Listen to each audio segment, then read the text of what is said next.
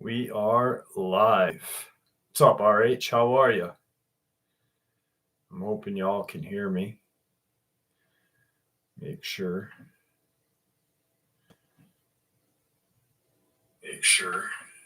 Perfect.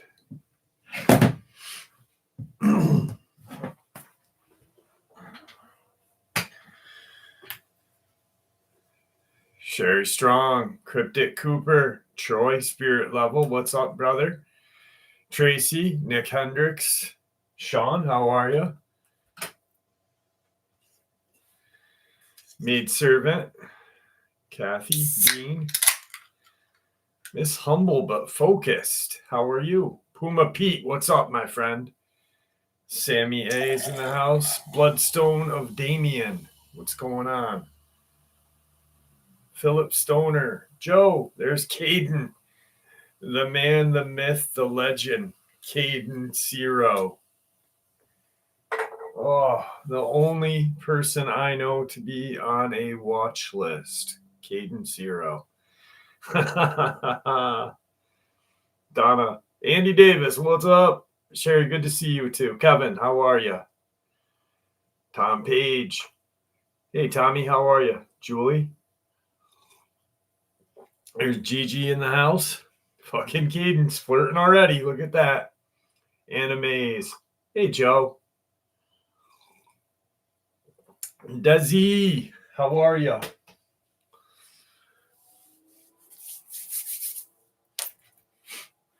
Haha. Snowman Dave, Kathy Hayes, Suji, how are you? My impression of Caden today. Benchmade. It pokes. Just kidding, Caden. You know I love you, brother. Fucking Caden. He's got the best. I was going through Caden's freaking shorts today. He's got this little black rifle 12 gauge or black powdered 12 gauge. The thing is gorgeous. And he's like, it's legal because it's black powder. Fucking love the kid, man. Savage Lunatic, thank you so much. Thank you very much.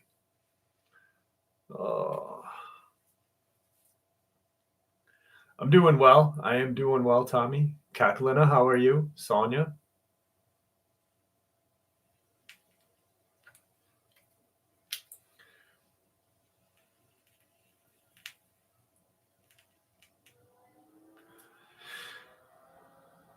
How's the weather been everywhere else throughout the country and world? It was 50 degrees in upstate New York yesterday. That's why I had to go out and hey, Savage Lunatic, how are you? That's why I had to go out there. Good in Cali. Tommy, I'm going to wait till everyone comes in and then I'll give you guys the update on my dad. I haven't really given an update on my dad in the regular videos because you guys are the ones that are here with me all the time. So 65 in Texas. Nice. Sammy's got the jewel and ready to go. What's up, Sandhoff? How are you? Melissa Stock's in the house with us.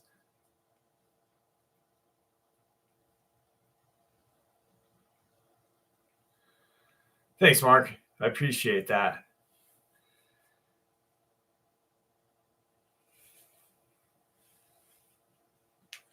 Mild in Arkansas. 19 degrees in Kentucky. God dang.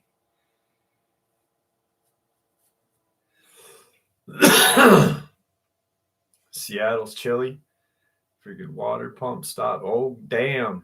Joe, there's something always going on in Maine with you, dear. Hippie, how are you?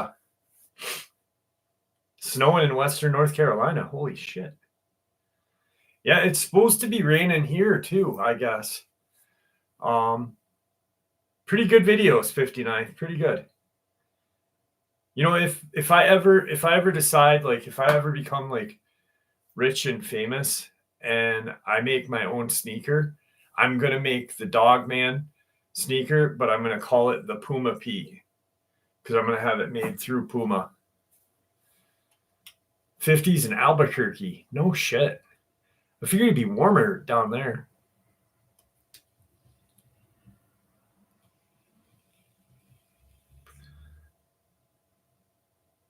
I heard that I was infamous. Woodhaven 46. Night Pond.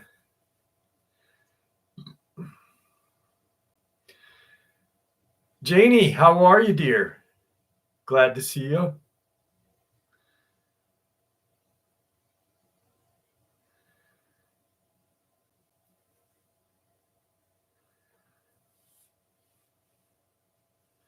Donna, that's awesome. That is awesome. Jane, I'm glad you're here with us this week. 50 in the city. Is it 50 right now still? Because it's only 31 up here right now. 42 in New Haven. What's up, Robert Sharp? How are you? Keebler Cookie, how are you? Truth Quest. Torrential flooding. Dang. Jane has not said hi to me yet. Shame on you, Jane. I'm going to put you in a timeout. No, I was only kidding, Melissa. I was only kidding. Caden's videos are funny. So I pick on Caden because he does like shorts about his firearms. So in a couple of minutes, I'm going to do I'll do an update on my dad real quick in a couple of minutes. I just want everyone to be here that's here so I don't get asked 160 times. Not that that's a bad thing. Mike, what's going on? 47 with wind. Yeah, we're supposed to get some wind up here. Hey, Kathy Hayes. I think I said hi to Kathy already. I'm excited. I bought my husband a 3D printer for Christmas. Oh, shit. Just keep Caden away from him because Caden will be having him fucking print up some 3D lowers and shit.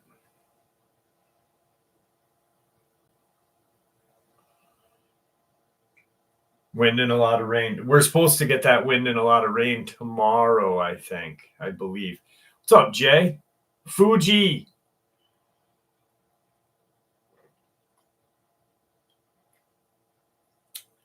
Dogman UK Man. Welcome to the show. We missed you last week, the week before. But I know you're being busy keeping that BS down. Keeping that BS down in the Dogman fam community. Going after Deborah Haswell. That was fantastic, Dogman. I couldn't believe you. Ha ha! Can't stand that woman either.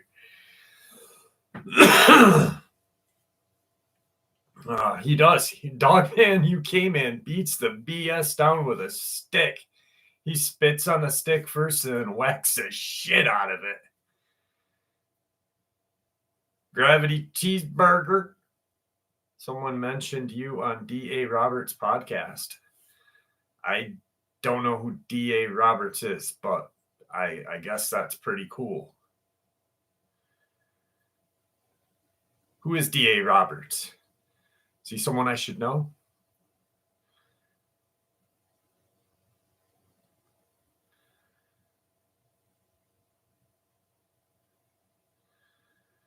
All right.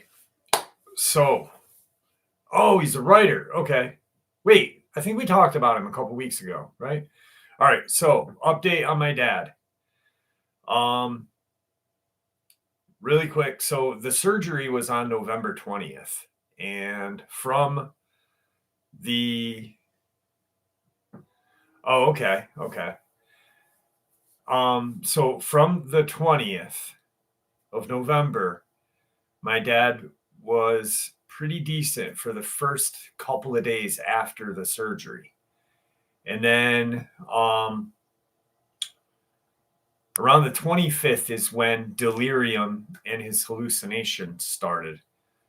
Our local hospital knew about an infection and shipped him off to a physical rehabilitation center called Ellis Medical, which is down in Albany, New York. From there, he really, his health really declined rapidly. I thought we were going to lose my dad. It was really, I'm the only child, so it was really hard. They transferred him to Albany. They put him in a medically induced coma for 3.5 days to try and figure out what was going on with this infection. They couldn't, our local hospital said he had MRSA. They tested him for C. diff and all this. They figured out it was a kidney infection and that he had got it at this hospital here. And I only point because the hospital is like, I could fucking throw a baseball at it right now. And he's a kidney transplant. He had a kidney transplant in 2010, so that's not cool. They got the infection calmed down. And then from Albany, my mom and I just got him to a private physical rehabilitation center right here in town. He has just a complete mistreatment. He has pressure sores on the heels of his feet from them not moving him. Pressure sores on his ass. And so when they got him here, it's night and day difference. They put these air boot things on his feet to keep his feet elevated. They got what is left of his butt because he's so goddamn skinny right now on this little tube thing. And he still has a bit of delirium. And but he's doing better. I told Jane that I was going to tell you guys a funny story. And the funny story is my dad and I were talking yesterday, 2 days ago. He got there 2 days ago. Yeah, 2 days ago. And my mom was just physically and mentally spent, so I ended up meeting him there. We had to pay for transportation, a medical transport, to get him up here. And he's there, and it's so cool to see him. And he said, "Jeff, I got to tell you what happened." And I said, "Dad, what happened?" And he said, "Well, from Fort Hudson." Now, he was never in Fort Hudson, in a place called Fort Hudson, but he thought he was. From Fort Hudson, they took me and put me in an ambulance. And we were in an ambulance driving around the city, driving around Albany. And I'm like, "Really?" And he's like, "Yeah." And he's like, "The Russian guy." He goes, "The Russian guy, not Putin, but the other Russian guy, the one with the beard." I'm like, "Zelensky?" And he goes, yes. He goes, "He was on one side of me." And he goes, "And this really pretty Russian whore was on the other side of me." And I'm like, "Okay." And he's like, "We're driving around, and Zelensky and her are talking to me. And like 5 or 10 minutes into the ride, Zelensky looks at me and says, 'Jim, you need to get your shit together by 3 a.m. He goes, "Because something big is going to happen." And my dad's like, "I can't help you with this. I'm me." And he's like, he's been like, his brain is trying to catch up on what he was imagining in his brain or whatever. So in my dad's catatonic state, my dad is the leader of the free world, hanging out with Zelensky and a Russian whore. So whatever, Big Jim. But yeah, he's doing a little better. Enki, how are you? I appreciate everybody in all of your prayers. It really it really took it out of me though. So what did I miss here? Let me quick scan through. All right. Susie Smith, how are you? Adam Hernandez is with us. $20 is $20. So now that I'm feeling better, I am going to do the shirt this week. I'm going to get it together. That way, hopefully I might work on it tomorrow night because I can do it quickly. I just got to download the picture that I want on the back of it, and then I'll have it up. So I can actually get my dad a hot pink $20 is $20 tank top that he can wear at the physical rehabilitation center.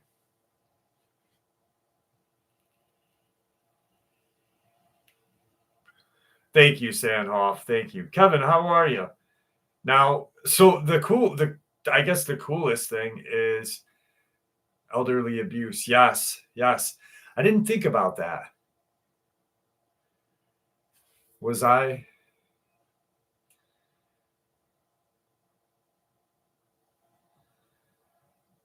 You guys really are awesome.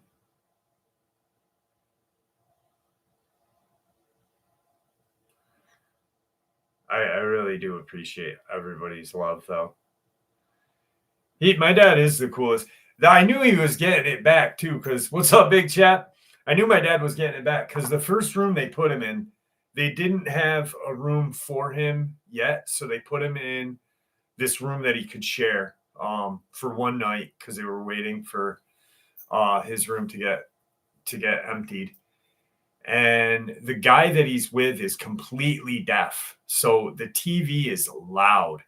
And my dad's laying in the bed and he goes, "What's wrong with that asshole?" He goes, "Why is it so loud?"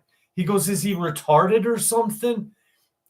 To the nurse. And I'm like, and the nurse laughed at my dad. So that's like encouraging a 5-year-old. I'm just like, dude, you can't say that to Big Jim.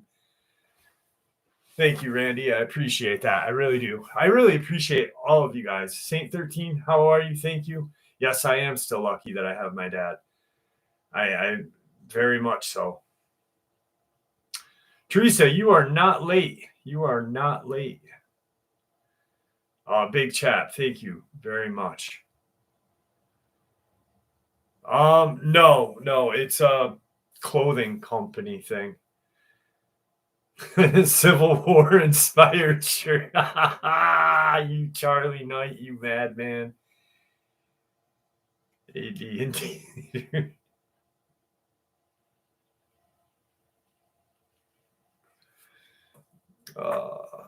Clint, how are you? Thank you. I appreciate that. Truth, how are you? So I've got some awesome encounters for tonight. I got some real crazy shit going on. I got some Dogman. I got some really funky shapeshifter. I got you guys' favorite, the Black Eyed Kids. Denise, I will be calling them. Yes, Gravity. I'm going to be putting together the $20 is $20 shirt. Now that I don't have to, I literally from the time my dad was down, I was driving back and forth, which is an hour and 15 minutes each way, almost every day. And then working on the channel, taking care of my kids. And it was just like, I fucking so tired. So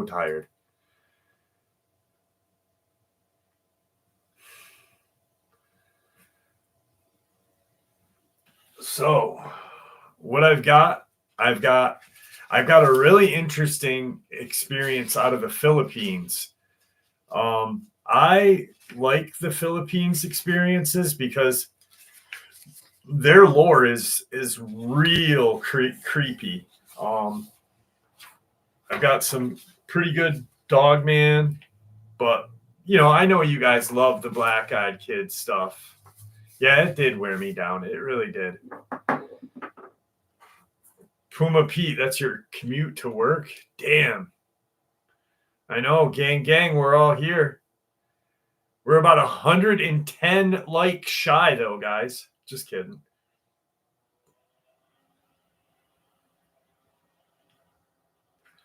No, Susie, no more people around my house. Jordy, how are you? Or that I've noticed.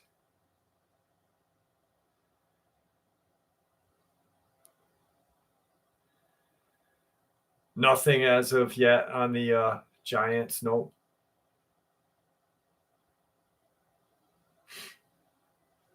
We'll investigate. Fuji. Hey, Victor, how are you?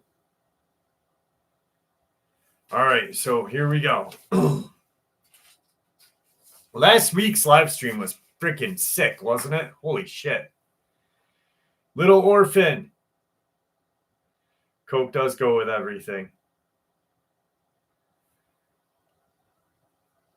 Clint, nothing as of late.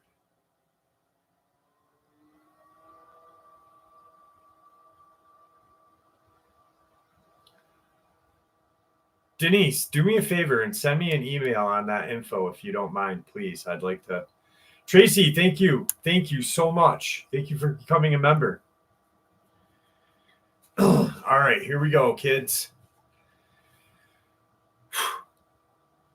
My friends and I saw some sort of dog-like demon in eastern Iowa. We were exploring this old house in the country after dark, just looking around with maybe some mild vandalism. Well, we had checked out the upstairs and most of the downstairs when I saw a door that we had not been through yet. I grabbed the door handle and suddenly had the feeling of dread come over me. I slowly pushed the door open and noticed that the room was slightly lit up with a dim red light that had no discernible source. I got the door partially half open and heard this incredibly deep growl and saw the upper end of a dog, probably the size of a German shepherd, its teeth protruding past its upper and lower lips, a rather significant amount, and its stance was super hostile. The thing that really scared me, though, was its eyes. They were a glowing red. I noticed that there was blood and viscera all over this thing, chunks of flesh and organs on the floor, streaks of blood on the walls, and the smell was overpowering. I pulled the door shut and hightailed it out of there. Here's the part where I'm an idiot. I went back at noon the next day. I had a huge knife with me, and I went back to that door and grabbed the handle slowly, but felt no dread from the night before. I pushed it open, and I kid you not, this perfectly square, windowless room was literally coated with blood and fur.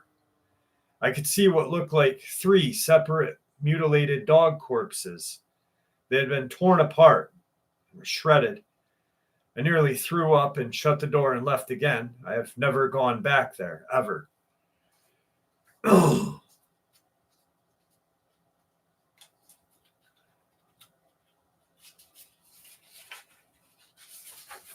Aramek, how are you?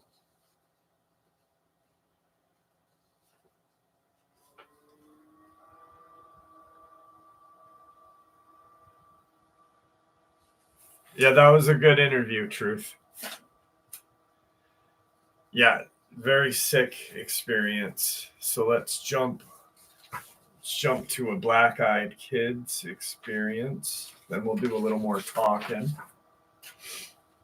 Ooh, this one's good. This one's good. This one's gonna be a little scary. Shit. Sorry guys. You guys are gonna get hit with an ad. I apologize. I really do. Ohio Radio Shack, how are you?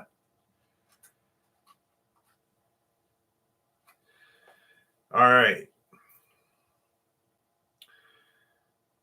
This happened to a patrol officer in Katy, Texas.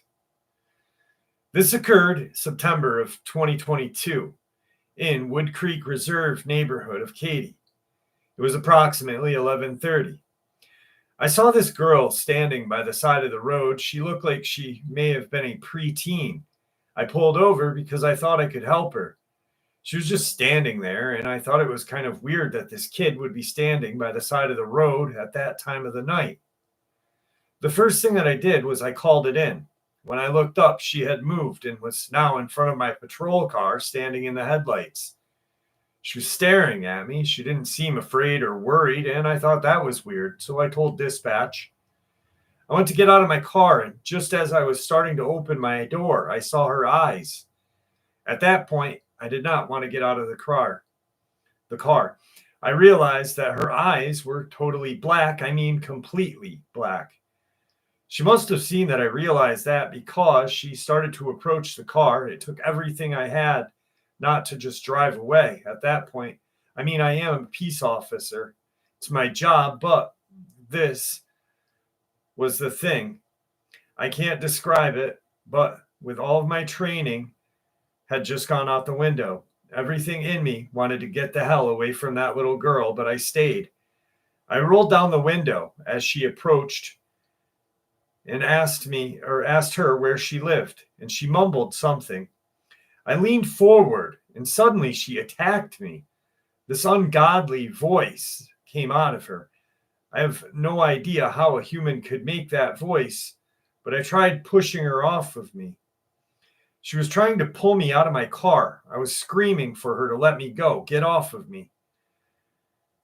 Then I heard her say something. I can't get those words out of my mind. She said, "We're going to die tonight." Why would she say that to me? I struggled to break her grip. Then I heard a loud crack, and she went limp and fell into the road. I thought that she may be seriously hurt. I quickly got out of the car to see if she was okay. Then suddenly she stood up like nothing happened, running away into the dark of the night. But I could hear her laughing. She was not human, I'm telling you. When I got back to the station, I told my supervisor what happened. He told me to ignore it, not to write up an incident report. I still patrol that same area. I believe that she is still out there roaming the night. All I know is that little girl is not human. I do not like black-eyed kids. Black-eyed kids suck. What's up, Red Cardinal 3? How are you? Steve, what's going on?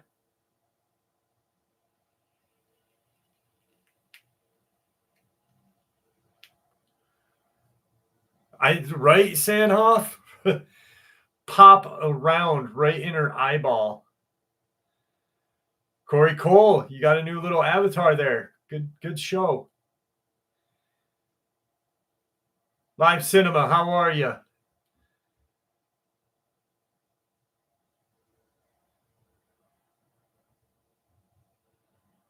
Backfin Hunter, thank you so much. I appreciate that. Yeah, right? That kid's not real. No, black-eyed kids suck. Brandon, I'm glad that you're here with us. Ginger, how are you tonight?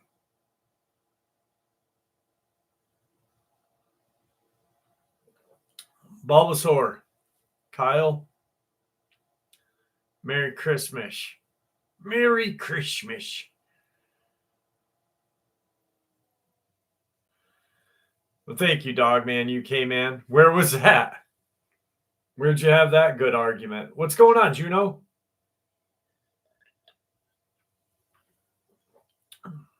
That's awesome, Corey. That's awesome. Send me the info on that. Yeah, crawlers suck balls. I don't like crawlers at all.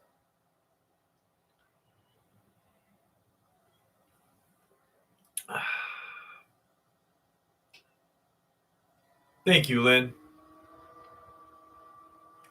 Yeah, I got some haters out there. The way I look at it is, if you don't have haters, you're not doing it right, I guess. I don't know, or they're just fucking jealous of you. I don't know. I don't know why people hate me, because the people that hate me have never met me. And Coca-Cola. Every live stream, Don, I drink Coke. Like Jesse, like despised me, and then he listened to my channel a couple of times and said, I hated you when I first heard you, but now I like you. Susie, I would Miss Humble, thank you so much. Wow, you are amazing. Thank you. And whoever you gifted the membership to. Oh, and another, thank you. We are calling the crawlers or chud. I call them crawlers. I call them crawlers.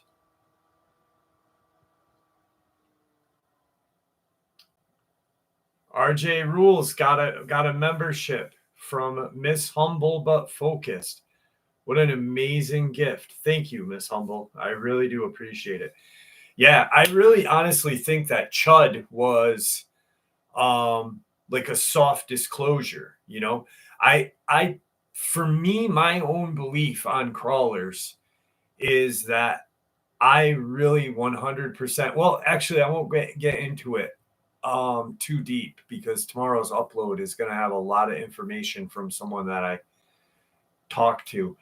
But I really think that they were created in these labs, you know, Dulce, and they were designed for optimal destruction of us. You know what I mean? You know, back to the Colorado thing, I would just be careful. You know, everywhere has, you know, crawlers, cryptids, Dogman, Bigfoot, wherever. Like Victor used to say, chances are you're going to see one is slim to none. Okay, Jenny. Are you okay?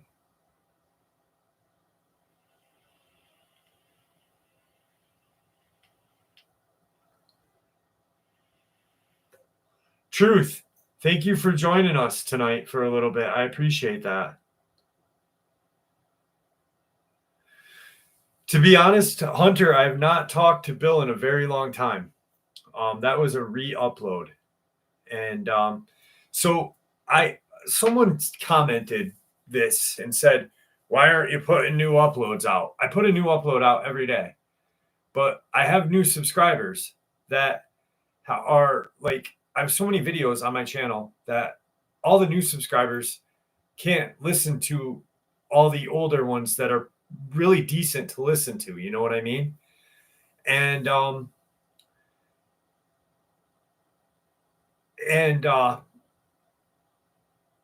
that's why I put like the bonus will be, you know, in a re-upload. And to be honest with you, it just really helps people learn more on the channel or learn more about the channel, I guess. It's funny, Vic had a live stream of some dude last Friday. He said he'd be surprised if Dogman was in Colorado. Oh, Meeker, Colorado is a hot spot, baby. I mean, that's crazy because Vic Cundiff has that fucking that website, and he's got Colorado things posted. Right on, Puma Pete.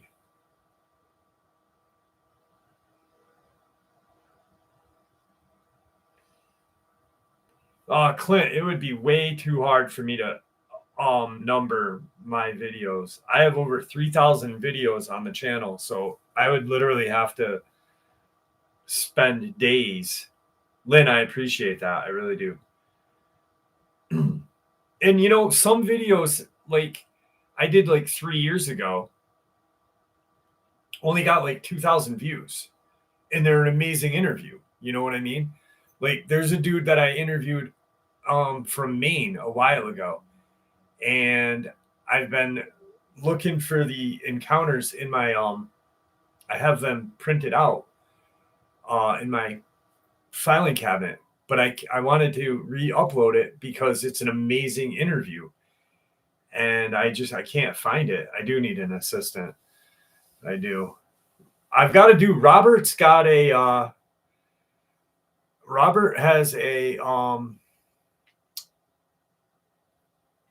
Hellhound upload or Hellhound experience that I'm going to share. Maybe I'll share it tonight. No, I got it. I don't know where it is. It's somewhere on my desk, somewhere over there. Robert Sharp is here tonight. Yep.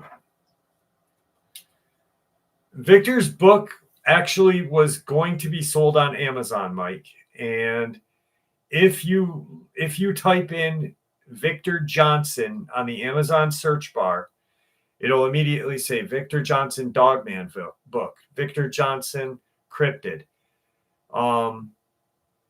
which goes to show that it was going to be there at one point. He was forced to not put it up. I'm going to put it up, and I'm going to put it together.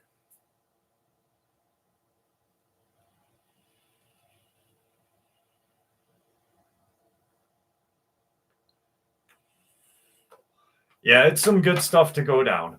If you were able to befriend a cryptid for life, what would it be? Mine would be a genie. I don't know. I'm not really sure on that one. I'd have to go genie, because then I could, then I could get my YouTube play button. Just kidding. Jinn, yeah. Where do black-eyed kids come from? Nobody really knows that. They could be demonic. They could be UFO. They could be whatever, to be honest with you. But nobody really knows. Werewolf for you. Yeah, I agree, Puma Pete. He had, talking to Brad one night, and Steve Knight, how are you tonight?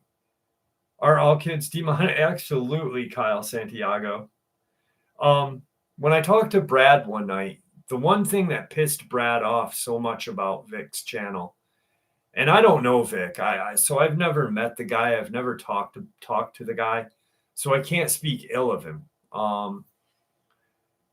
But Brad did meet him. Brad was on his show, and he did not give, it's Jinn, Charlie Knight. Jinn is Jinn.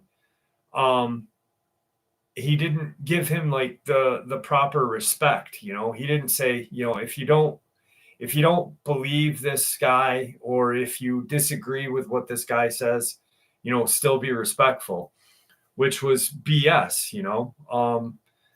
The guy was on your show, and you tell everybody that you're supporting them, but you didn't. But anyway, I guess he had this lady on the show once that said, before you go in the woods, say a prayer, and these things will never harm you. That's not true. Prayer works, yes. Obviously, prayer does work, but if they are demonic, yes, prayer will work. But if they're not demonic, prayer isn't going to work. And there's been numerous encounters with people that have seen a dog man and have said like the Lord's Prayer, and nothing happened. Or let's say you're in the woods and you don't bring a firearm, and prayer works that time for you, but then a bear comes out. What are you going to do? So always have prayer in your pocket, and have a firearm in your pocket as well, your opposite one. Yes, Denise, I'll put my email right in here real quick. Hang on one second.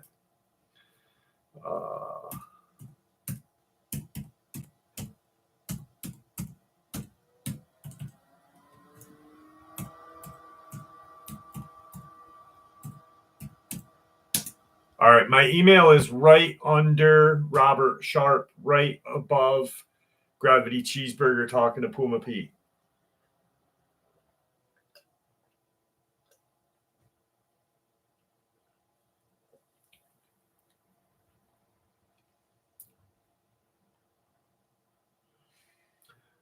I imagine, RJ. Yeah.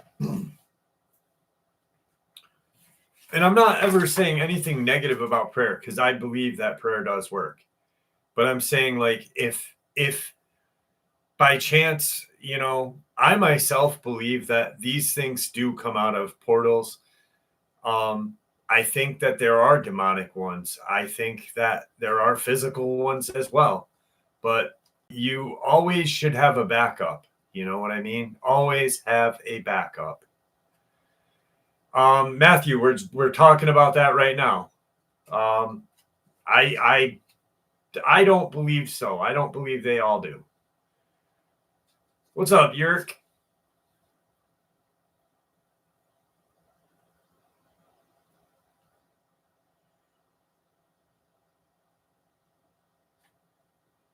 Right on, Gravity. He did. I don't think it was an angel. What I think Brad saw that night, I don't believe was an angel. Brad does. Which that's Brad's belief. I think he saw a Pleiadian.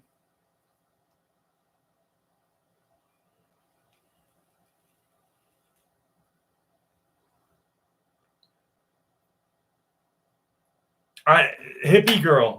Actually, if you look at my Coke, that's what's in there right now is lime. Because I'm addicted to lime Coke, man. That shit is like liquid crack.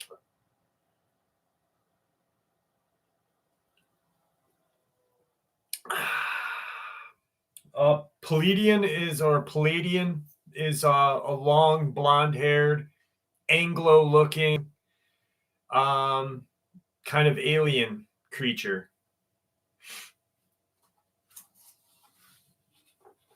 The Chef Special, that's right. I used to make my own cherry Coke too. I would cheat on that. All right, here we go. This one's from my neck of the woods, Lake George, New York.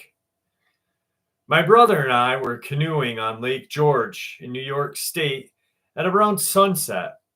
We headed south for 10 minutes to an area known as Deer Leap by Lakeside. It's a boulder-strewn area with cliffs rising about 600 feet above shore. As we were beginning to come to this area, we saw something standing on shore. It was brownish in color, standing straight up with its arms at its sides. It was about the size of a small man, but very thin. Its body was facing south, looking down the shoreline, when it suddenly turned its head, looking directly at us. And it looked very intently. We whispered to each other and watched it as it watched us. We were two grown men, paddling parallel to shore and about 200 feet out, but we could not summon up the courage to get any closer. This thing had a strange look with almost a crazed grin. It looked like a giant lemur. The sun was now setting as we continued to watch it in the shadows of the mountain as it stood next to this old dead pine tree. It turned and climbed sloth-like up the tree about 20 feet to the first and only large limb and out onto the crook of the branch. We paddled back around, and as we approached it again, it cocked its head directly at us. After a minute or so, it turned its face downward into its body and became part of the tree, just as a lump on the crook of the branch. You wouldn't know it was there unless you saw it move. I've lived in this area all my life, and I've never seen anything like this, and have not seen it since. In my searching, I have found some reference of this creature found in the woods of New Hampshire. They call it the devil or the stick man. One thing in common is they can blend into trees and avoid being seen.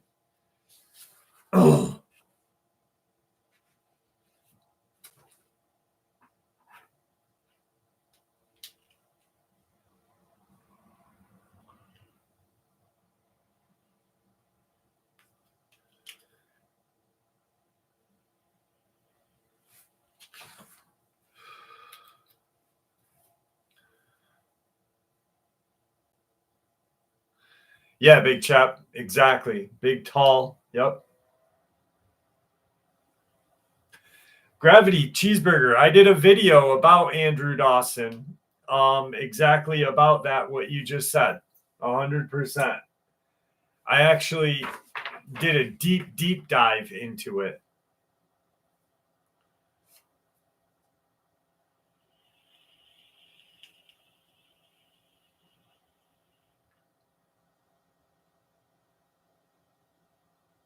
I'm being serious. What happens when two monsters meet? Dogman and Bigfoot are known enemies.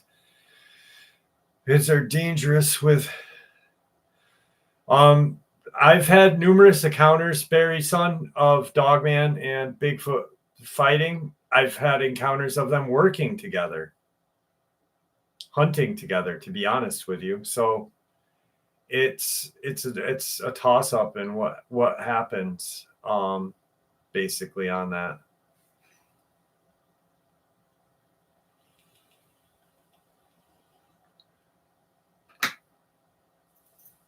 Yes, red cardinal. Yes, three-toed clawed footprints. Yep, I have multiple times.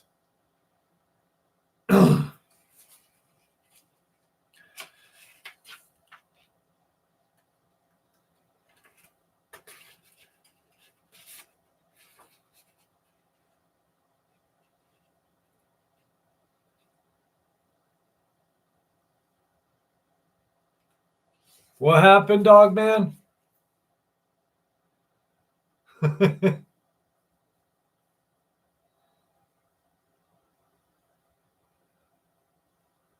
Who's causing trouble, Dogman? Let Janie know. Janie will take care of it. What's up, Daniel Brad? How are you? Southwest Michigan, 42. That's not a bad temp right now for this time of year. Do crawlers ride Dogman? I don't know. Maybe if they're really frisky. Don't forget to spit on it first. Ooh, that'll be the back of the shirt. That'll be the back of the shirt. Do Dogman equal hellhound? No. Hellhounds is totally, in my eyes, a hellhound is a totally different entity. Maybe misidentification. Griff, how are you? Skip an ad. Yeah, boy, I got to skip that one.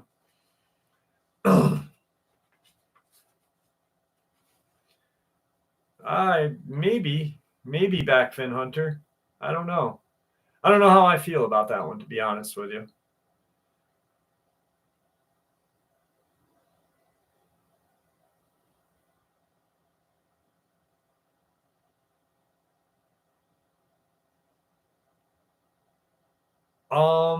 Not really sure on that, Sammy A. I don't think anyone is. See, like sometimes the questions that we ask each, like I'll ask a question in my head, something will pop up in my head, right? And no one really knows the answer because let's say, I don't know, a dog man, Mark, Victor's book is not on Amazon. I never said it was on Amazon. I said if you type it in the search bar of Amazon, if you type in Victor Johnson on Amazon, let me see, hang on a second. Where's my Amazon? So in the search bar, type in Victor Johnson, and boom, cryptid, boom, Dogman, boom, cryptid book. It's not on there because it never got put on there because it got taken down by the government before he had a chance to put it up. Caden versus Dogman. They're both on a list, so I'd have to go with Caden. I really would have to go with Caden.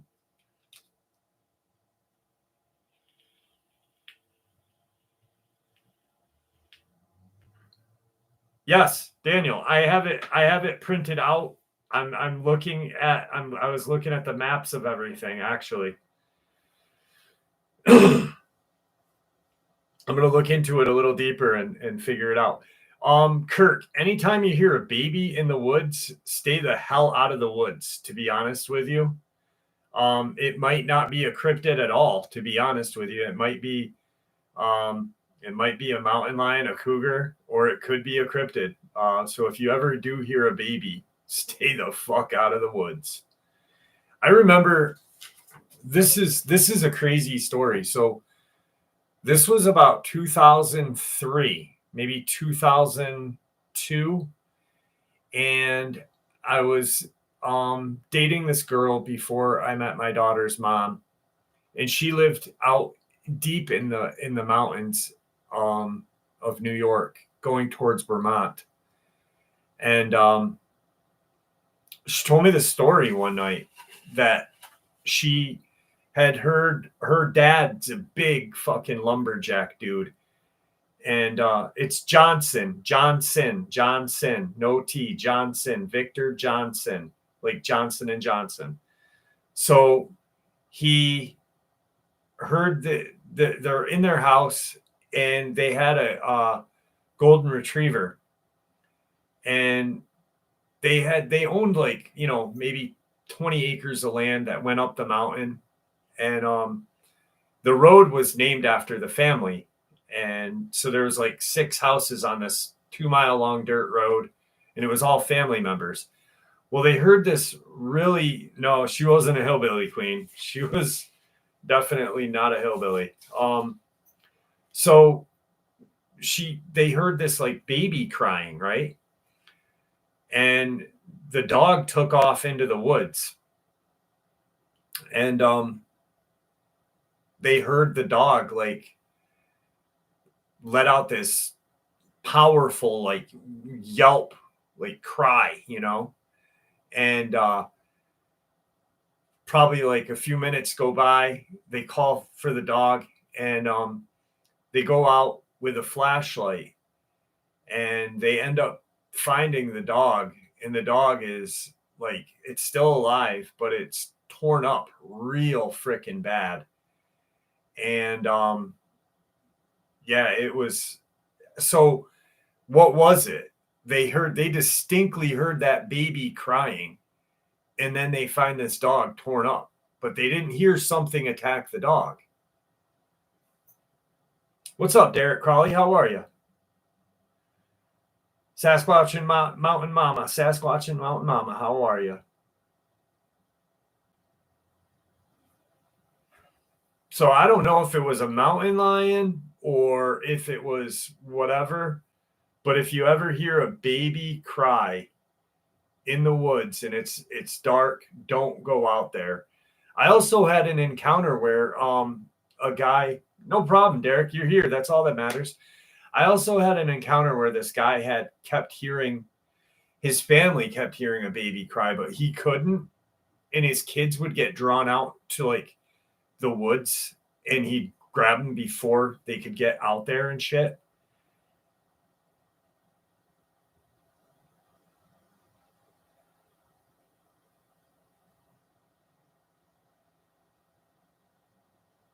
Yeah, they sound like that too here. What's up, Matt? How are you? Yeah, I've heard of water babies. Well, there's no water around where, you know, in the woods there. So it wouldn't be a water baby at that point.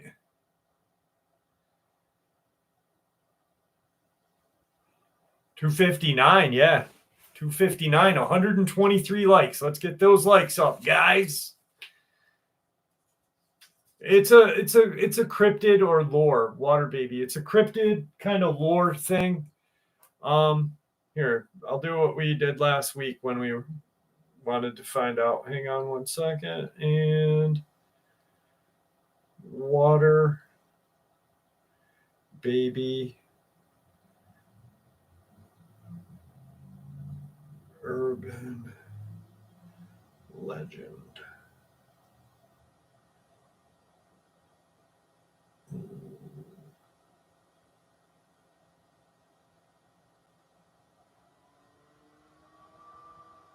Okay, so a water baby is the Ute Indians. Okay, here. What is a water baby? The Ute Indians told stories of a mysterious race of dwarves that lived in a lake. They referred to them as water babies because of their clever tactics in luring people to their deaths. They would make sounds very reminiscent of crying babies. Concerned people would take off into the lake in effort to locate and rescue the endangered child within, only to be dragged down to the depths of the nefarious water babies. If one managed to escape the clutches of these devilish dwarves, they wouldn't be in the clear. A huge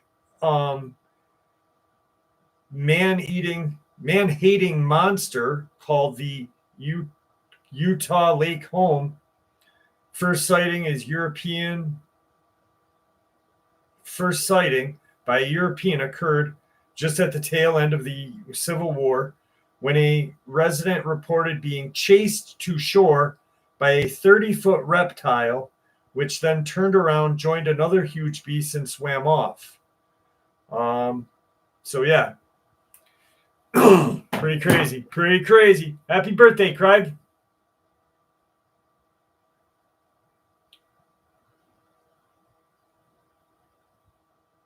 So, is it today's Craig's birthday? Happy birthday, Craig. I'm glad you're here with us. Yeah, Champ has been spotted numerous times in Lake Champlain, which is like, right up the road from me. I've never seen it. I wish I have. What's up, Mothman? How are you?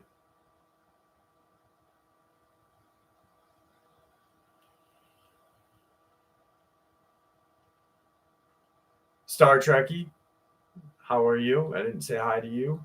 DL turned 61 on the 20. Oh, DL's turning 61 the day before Christ Mass.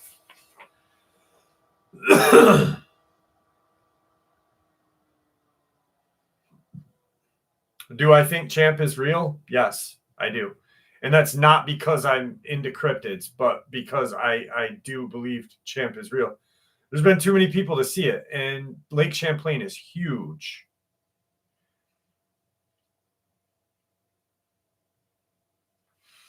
You know what's crazy?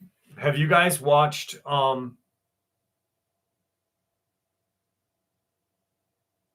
Joe, thank you so much. Thank you. Jeff, I was glad to hear you are able to properly defend yourself in the woods. Thanks, Brett. Yeah, I don't talk about firearms when I go to the woods. Joe, thank you very much. I appreciate it. You know I do. I really do. Thank you. I don't that's a big thing is why I don't talk about firearms when I go in the woods. Here is a different case, you know what I mean? But it just doesn't do anything, like here I am in the woods with, this and that. Like, that's not why I'm there. I'm here to find, look for clues and shit like that. Plus, I don't want to be on a list like Caden. Caden, I'm going to bust his balls forever on that. I can't bring anything from Vermont to New York. I wish I lived in Vermont right now because I would actually buy myself a Christmas present and it would be the freaking SOCOM 16. I want that rifle so bad, but I can't buy any new rifles right now because I don't have a semi-automatic firearm license. And in New York, to buy a new rifle, you have to have a semi-automatic firearm license. It's bullshit. It's a Soviet state.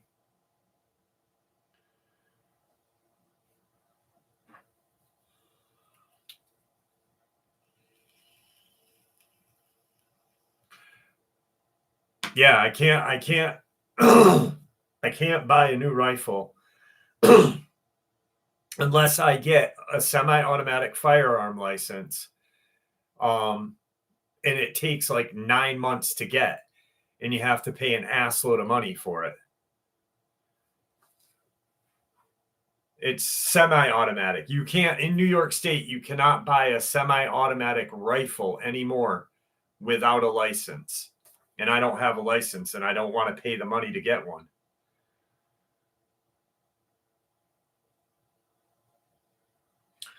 September of 2023 or 2022 is when the law passed.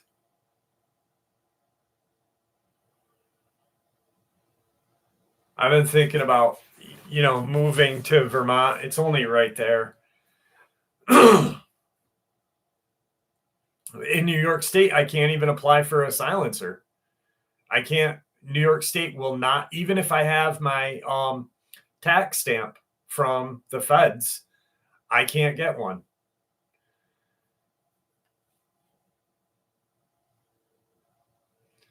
But if I knew someone that lived in Vermont that really liked me and I came over and gave them the money to buy it for me and we just left it and called it at that, that'd be good. No, I'm just kidding. Oh,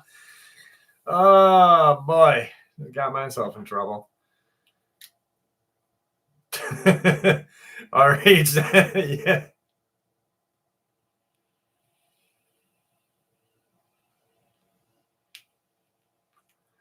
Are you in Vermont, Red Cardinal? You are in Vermont, right?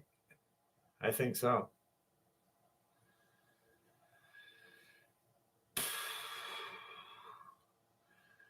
Condoms make good.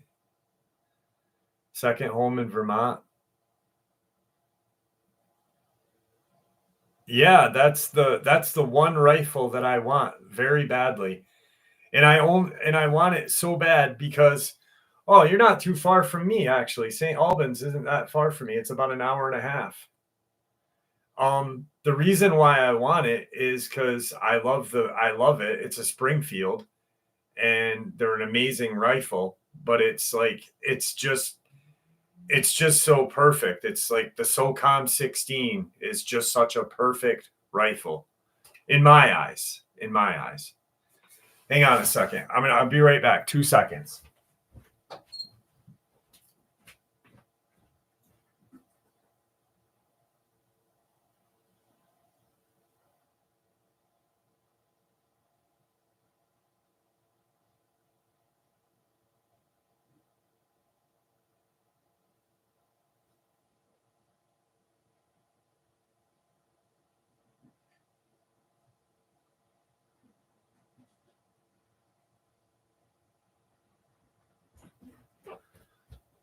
Sorry. So I bought, all right, here's the story. Last winter, I was going to buy, right after Christmas, I was going to buy the SOCOM 16, right? And I went to, where'd you go? Mike's Bike Shop or Inside Edge, Red Cardinal? So anyway, I was going to buy the SOCOM 16. I went to the gun store and I had my money all set, ready to go. We're laughing and pre-sale. We were laughing about the private sale. Okay. We were laughing about the gun laws in New York State. And I put my money on the table. He gives me the sheets. I fill out the sheet. And he goes, I need your semi-automatic rifle license. And I'm like, I laughed because I thought he was joking. And he goes, no, I'm not joking. The law got passed in September. So if I had bought it in September for my birthday, I would have been okay. But I didn't. But the reason why, what I want to put is, look at this scope. Tell me this scope is not the greatest scope in the world. It's a Mepro. Look at that scope. It's a Mepro, and it's self-illuminating. So it doesn't need batteries. It self-illuminates. Greatest fucking scope ever. It fit perfect on that rifle, and I can't fucking own it.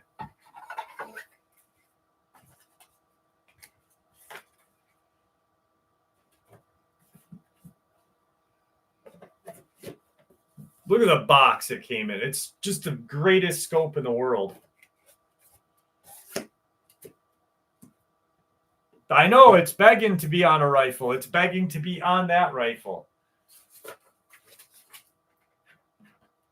And I purposely, okay, so if the world goes to shit, that SOCOM 16 is chambered in 308. Great round. But that Mepro is self-illuminating, so I'd never need batteries, ever. It's amazing.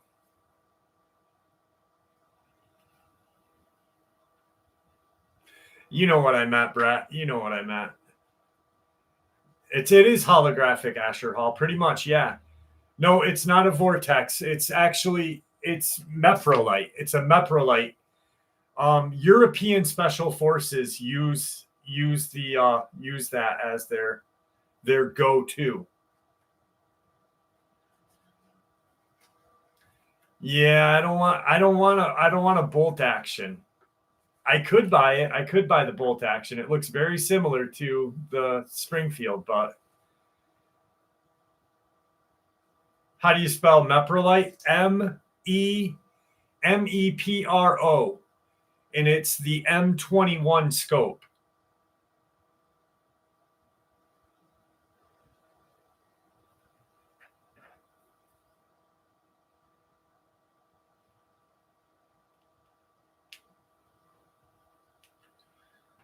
All right, here we go.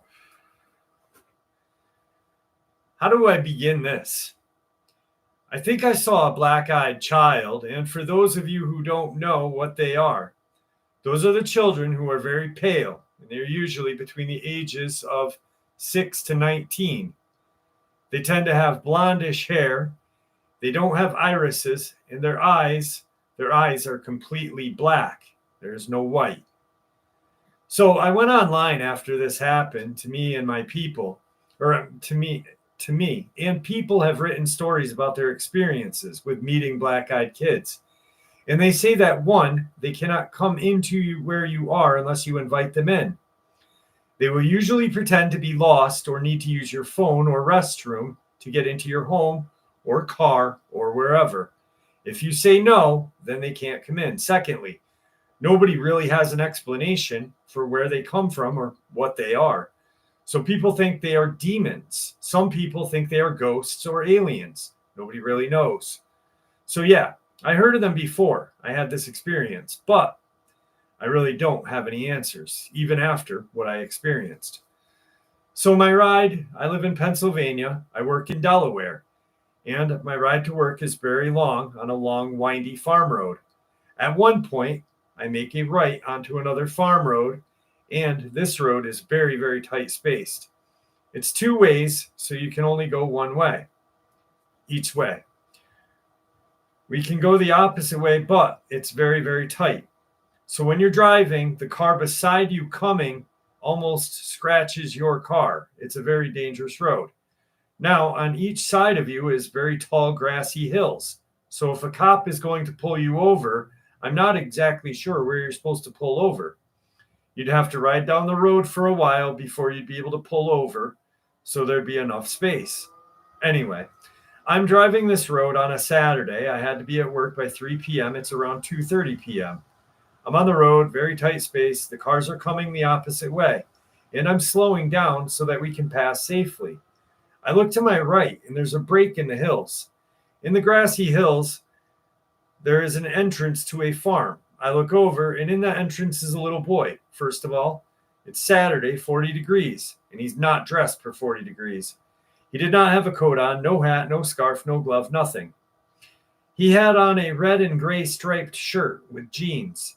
The way he was dressed and the way he looked, he didn't look like he was from this time period. He looked like he was from the 50s. He was very, very pale, and he had blonde hair, and he was staring at me. He was standing by his bike. He wasn't on his bike. His bike was right there. He was holding on to it. He was stiff as a board. At first, I actually thought it was a statue. Anyway, he's standing there, staring straight ahead. His eyes are huge. They're completely black, and I'm looking right into his face. He's not that far from me, maybe 50 feet. I'm looking right into his face, and he's just staring ahead, not moving. I'm really creeped out. And then my window starts fogging up, my windshield, my back windshield, my passenger seat and back seat windows.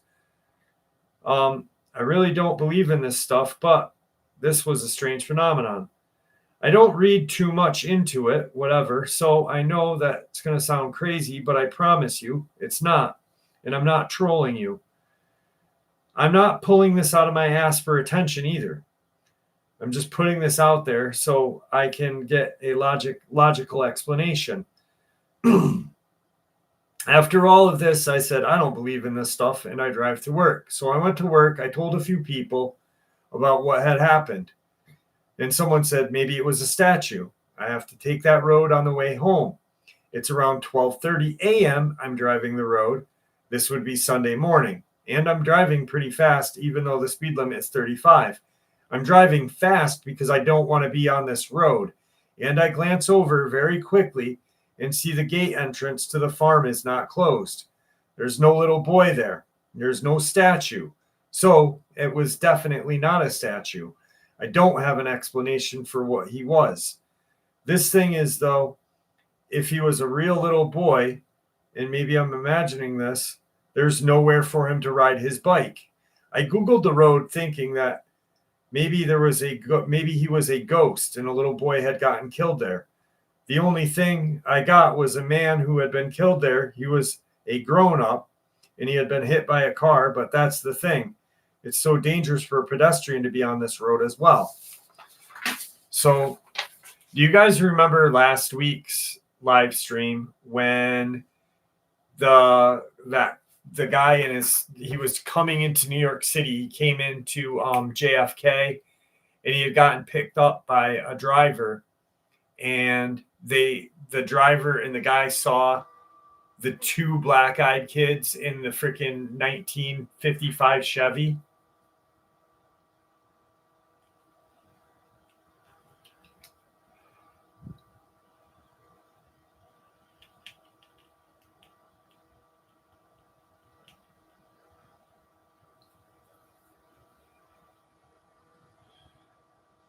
$762. Yep. Well, that's the 308 is the American version of the 762, pretty much. That's why I need the SOCOM 16.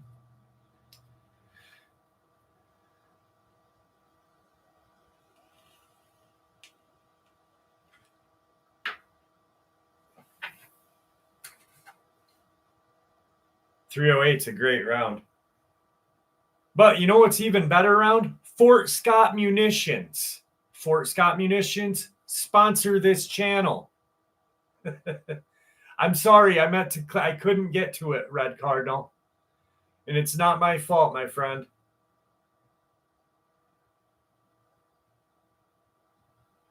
Jonathan, in New York State, we don't have 20 round mags. We only have 10.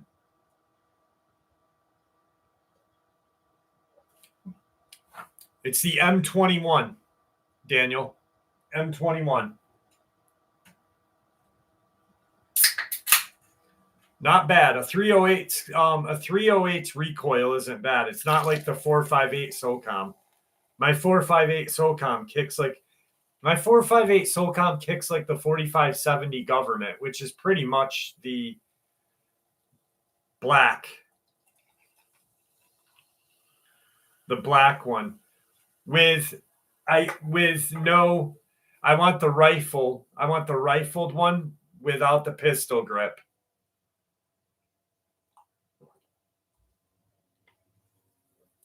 Very true, Kane, but I'm not military. I'm not law enforcement. So Jeffrey gets nothing. No cap busting. You're absolutely right. Yep, AR-10.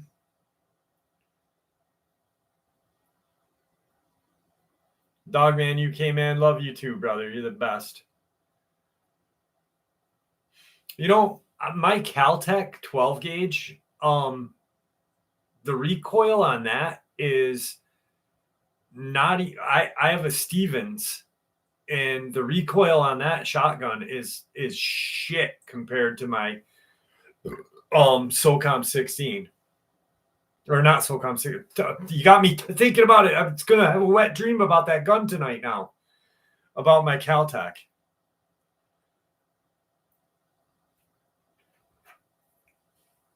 I'd drive to Arizona if I could, but I can't leave my house for too long. My 16-year-old daughter will have a stroke. I leave the house for a couple hours and she's texted me 15 times. Where are you? Come make me food.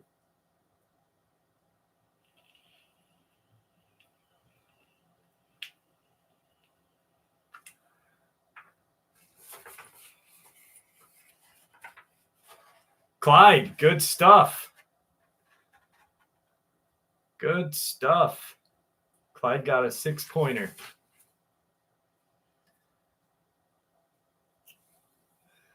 This one's interesting, and I think you guys will like this quite a bit.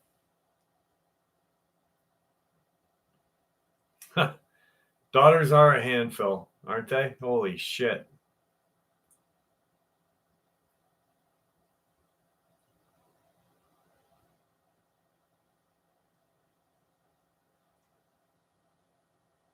Yeah, Charles. That's pretty much what I said.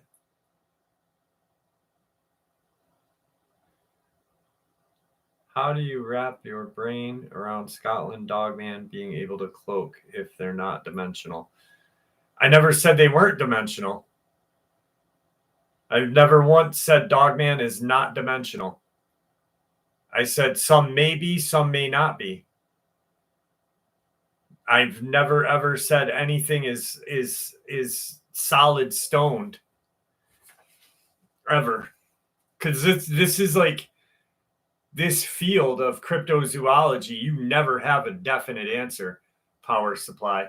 That's why I say if anyone ever tells you that they're an expert, laugh at them, because they're not. There's nobody that is an expert. I learn shit from you guys on a daily basis. You know what I mean? Like, I learn more from you guys than you guys learn from me, probably.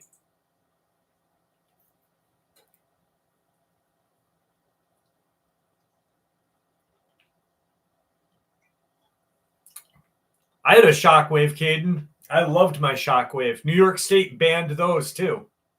That's why I say I had one. Right on, Sonia. Right on.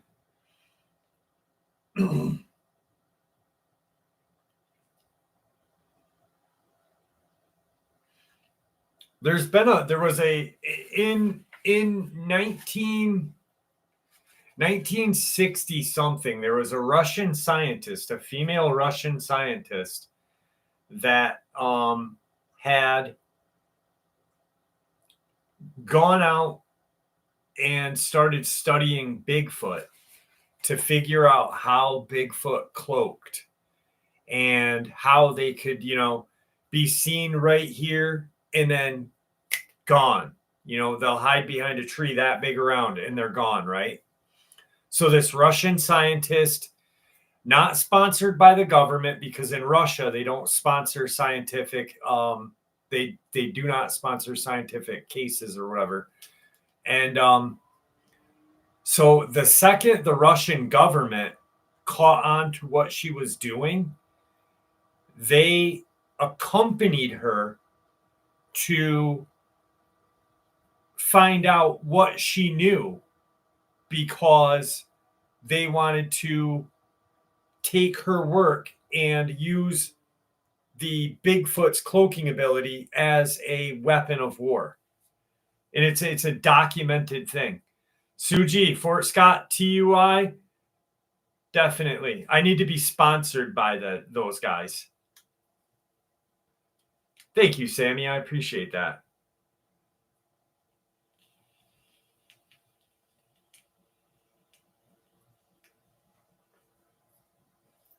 I really think like our live stream is, I've never really watched any other channels live streams, but I think our live stream is much different than others because we have a lot of fun here.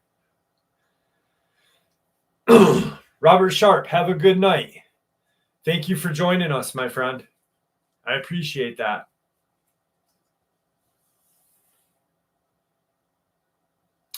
RH, I forgot. I'm so sorry.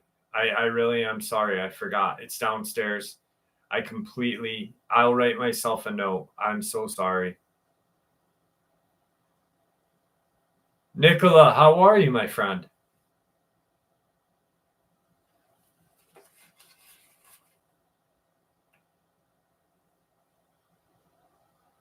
Yeah, I've seen videos just like that, Enki. You're right. Yep. Lily, how are you? Donna Harmon, thank you so much. I appreciate that. I really do appreciate that so much. Aramic, haha, that's awesome. All right, so here we go. This one's another one from my neck of the woods. And Matt will recognize right where this is from. In 2010, now Southern Adirondack Park is where I live, so this one's a little weird, and this is a well-documented case. In 2010, in the Southern Adirondacks of New York, in the Adirondack Park, to the amazement of many, America's largest wilderness park, my wife and I saw what can only be described as a hyena chasing several deer across the road. The animal literally stopped dead in front of our car, stared back at us for 10 seconds before it moved off. I've been in the woods my whole life, raised with a gun since childhood, and spent many summers on Lake Champlain. I've hunted, fished, instructed archery and rifle range, hiked, raccoon hunted at night, owned horses, ridden horseback through the wilderness, and presently live with all kinds of wildlife on my lakefront creekside property. Well, I thought I had seen it all, but I have no idea what this thing was, other than to say it was a hyena. It was very large, 150 to 175 pounds, a long bushy tail, brindle, wiry, spotted brown, gray and black coat, with a powerful predator build. Thick lower jaw, rounded, diamond-shaped, triangular head, with rounded ears sitting high on its head, and what appeared to be a mane running down the back, originating from its neck. Its hind legs were noticeably shorter than the front and much thicker and more powerfully muscled than the front, so that the animal sloped down in the powerful rear. I've seen countless hyena on Discovery and National Geographic and Wild Kingdom as a kid, and there is no other opinion than this strongly resembled a spotted hyena. I immediately went home and searched. Amazingly, it is said that the mountain hyena once roamed the Adirondacks and the Appalachians. Well, I have news that one still does. My wife and I, with me at the time, actually called New York State NCON at Raybrook when we got home and laughed at it. We then received an irate email back ridiculing my report, which was accidentally sent to me instead of the NCON coworker.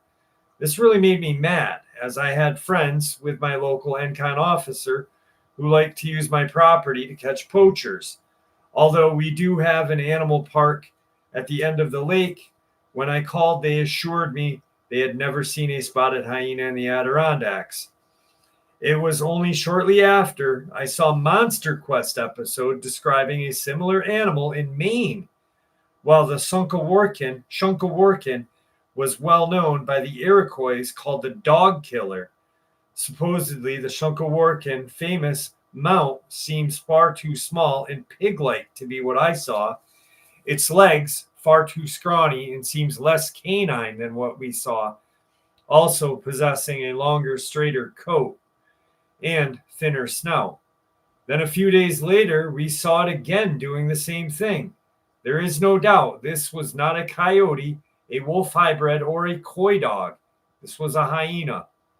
My property has a creek mouth, and lakefront with 4 fish spawns, plenty of deer, coyote, red and gray fox, fisher, eagle, turkey, duck, blue heron, yada yada. I've seen it all, especially horseback riding. You name it, I've seen it and can identify it. But I have never seen anything like this. And like I said, the closest that I can come is a spotted hyena.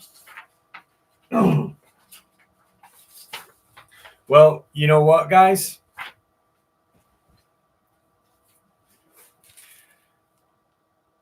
Do you guys remember Meeker, Colorado? Because we mentioned Meeker, Colorado earlier today. And if you look at that fur, that is what came from Meeker, Colorado.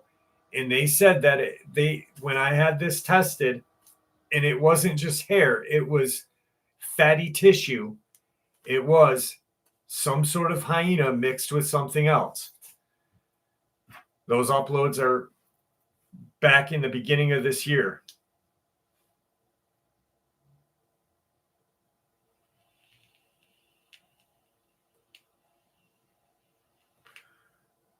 No cat or dog man. I'm glad that you're here with us, brother. I really am.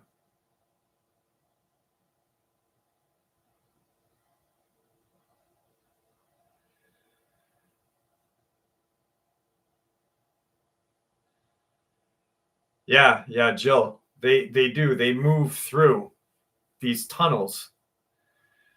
Supposedly, Enki, supposedly, the uploads, my actually, if you listen, that's funny that that you mentioned that, Truth Quest, because when the hair came to me, it got sent to me from Meeker, Colorado, and I made videos of it. They're, you know, you guys must not have caught them. A few of you guys did. I know a few of you guys did. But when it came, I had one of my friends meet me, and I have a friend who is a veterinarian, and he's the one that got this tested for me.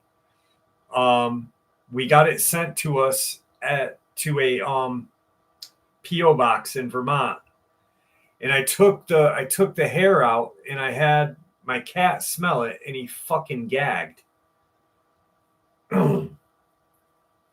What's up, Wilburn? How are you?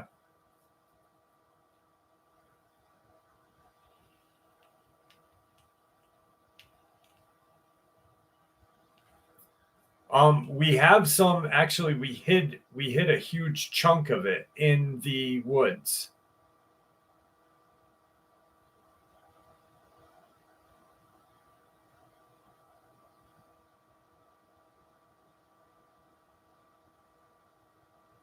I've already smelled it. I had it on my hands. You guys don't remember the upload from Meeker, Colorado?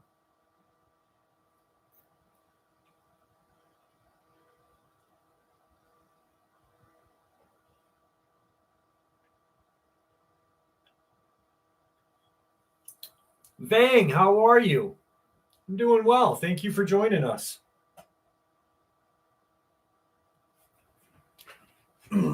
I don't know if it smells now.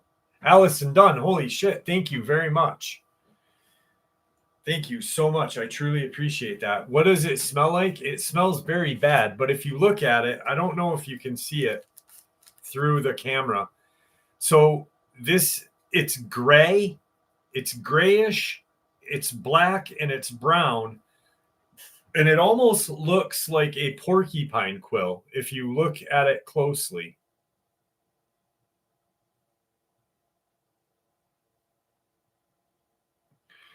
And it had meat attached to it. Um, there was meat attached to it. It was bloody and chunked.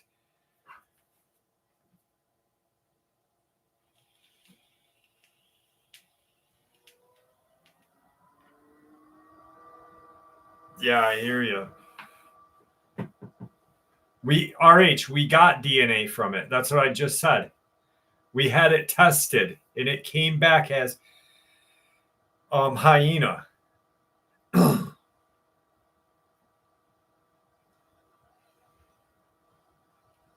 Corcutta is what it came back as exactly, which is hyena. What's up, Derek Bailey? How are you? If you guys haven't seen the Meeker, Colorado uploads, I suggest going to look at them. I don't know, John. I really don't know. I wish I knew. That's the thing, RH. Obviously, there's no hyenas in the United States. That's. Are you drunk?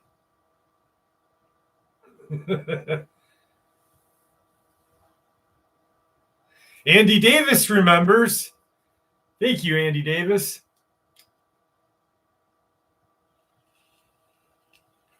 Actually, after I had it tested is when that black or the gray van, when that gray van cut me and my daughter off.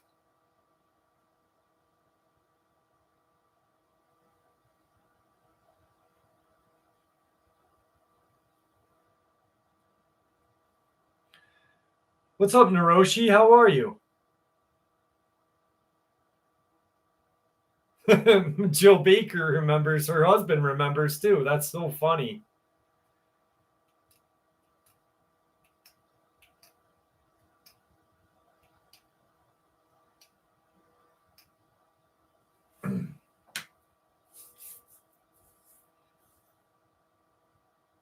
Will, have a great night. Thank you for joining us. Jesus is King, 100%.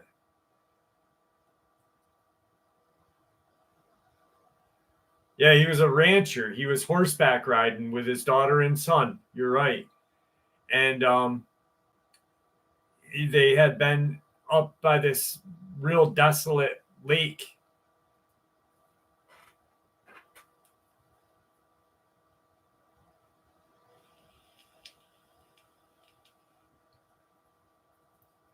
Ugh.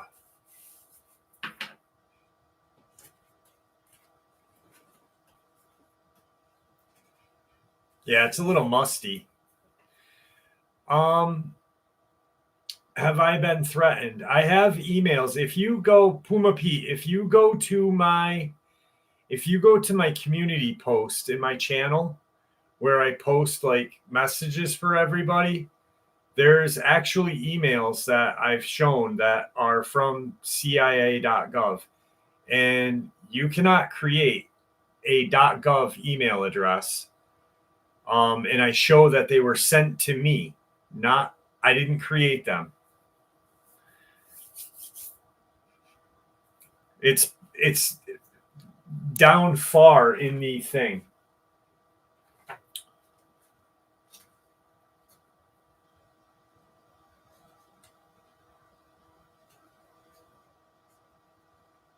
Oh, I can't wait to hear it, Joe. I can't wait to see it. Yes, exact. Donna remembers I got visited by the van. Yes.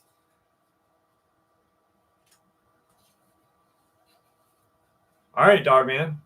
And then we'll figure out a way of getting you on the channel. Corey Cole.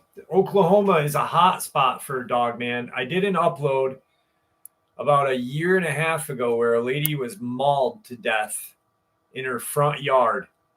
And it was just law enforcement really dropped the ball and made it really known.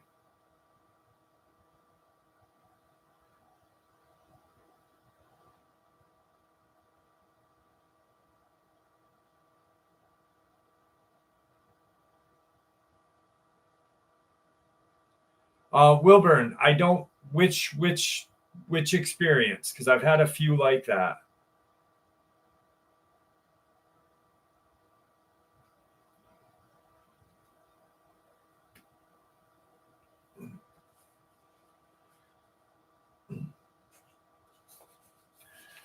All right.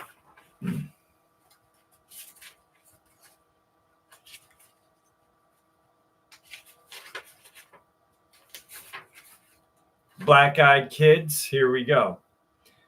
This incident occurred June of 2019 while I was living in Nashville, Tennessee. My school had let out and I was staying at a friend's house, which between friends and me, I'd drop off my stuff and then wander the neighborhood late at night until I couldn't sleep. Or because I couldn't sleep, I'm sorry. Now, don't get me wrong, I had plenty of strange things happen to me on my night walks, from the homeless offering me a duck to being followed by a car full of drunk guys. But this one was different. One night I saw two figures come out of the woods. They looked smaller and younger than me, and I was instantly curious. I followed the kids, staying quiet, when suddenly the girl, she seemed younger than the boy, stood in the middle of the road. Of course, I bolt out and tackle her as a car comes. The thing nearly missed us both. When I looked down at the little girl, she was annoyed rather than being happy or grateful. What got my attention were her black eyes. It was like staring into a void. I couldn't look away. As soon as I looked into them, I felt a rush of fear so strong that I was overwhelmed. I still don't know how long that lasted or if anything happened, but next thing I knew, the boy was ripping me off the little girl with surprising strength. By now, I'm completely freaked out. I couldn't bring myself to look at his eyes. Skipping ads. Doing what I felt best, I literally slipped his grip and took off sprinting. I could hear them running after me, yelling for me to wait, to stop. I don't know why, but I almost did. I ended up sprinting through backyards until I couldn't hear them before going to my friends. She's the one who told me about the black-eyed kids. I'm not crazy. I know what happened.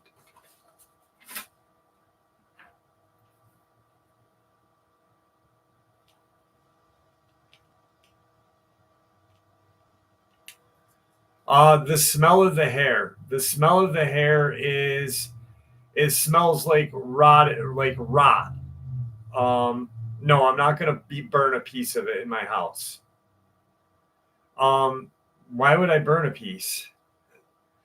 It smells like absolute rot. I have not taken it out of that bag since I got it, but when it got shipped to us, it was in it was in a box. There was 2 boxes that came, actually 3, but and it was double bagged in a box with newspaper around the bag, and it still smelled very badly. No, I have not heard from that guy that from Ohio. No, Wilbur. No, I have not heard from him.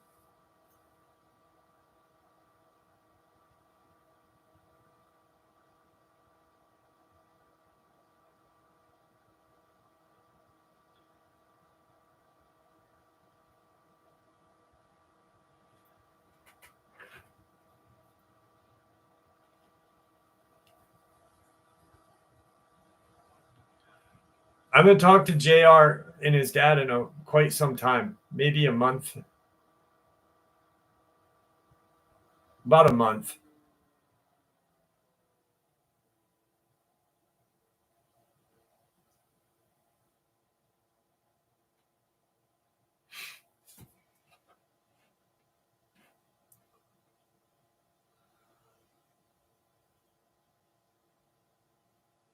Sully, how are you? I'm glad that you're here. I got that from a subscriber, from Neck. He's Shackle Neck. He's not here tonight. He came down. Actually, he drove down from Illinois to go to the Bigfoot Festival with me.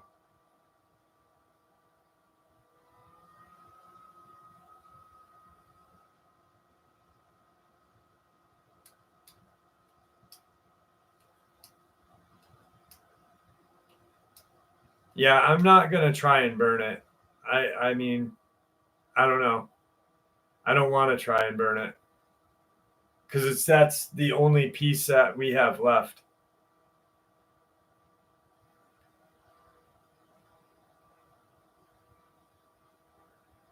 Yes, Lily.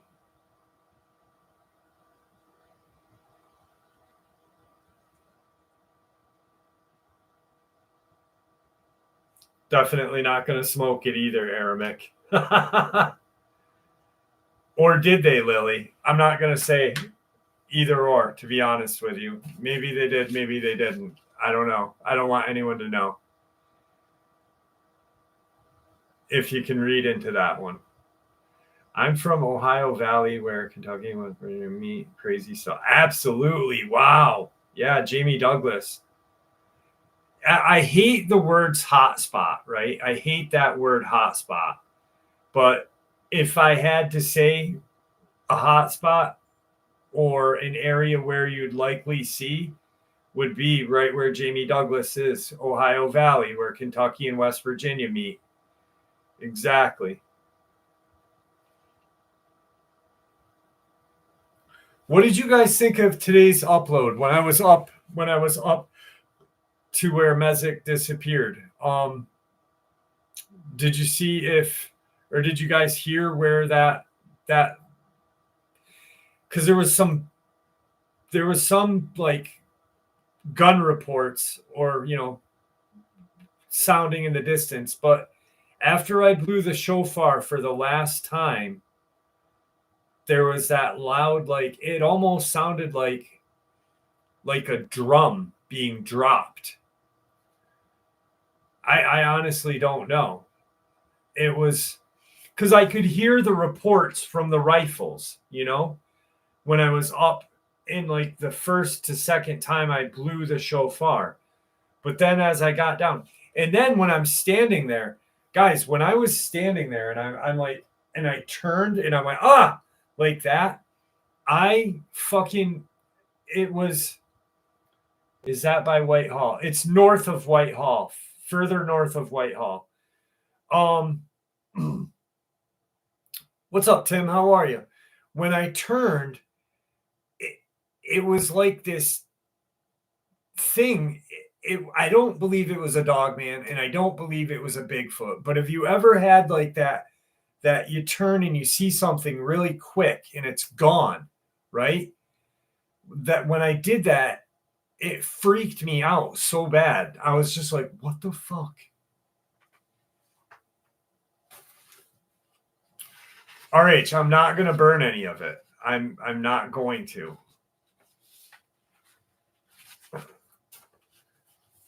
It did. It sounded like a mild explosion.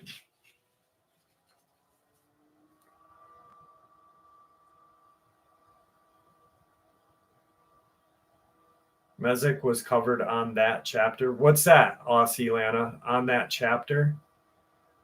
I don't know what that means. What is that, a channel? Because they probably just reading information that they can get online. I go there on like almost a freaking weekly basis. It's a very scary place. Oh, okay. You know, if I might, now that you got, I might want to, if I can go, we have some hidden. We have some hidden on the Northway. Maybe I will just to see if it does, but I don't want to burn that because that's you know what I mean? That's the only little bit that I know, because I don't know if what we hid by the Northway in the woods is still there. You know what I mean?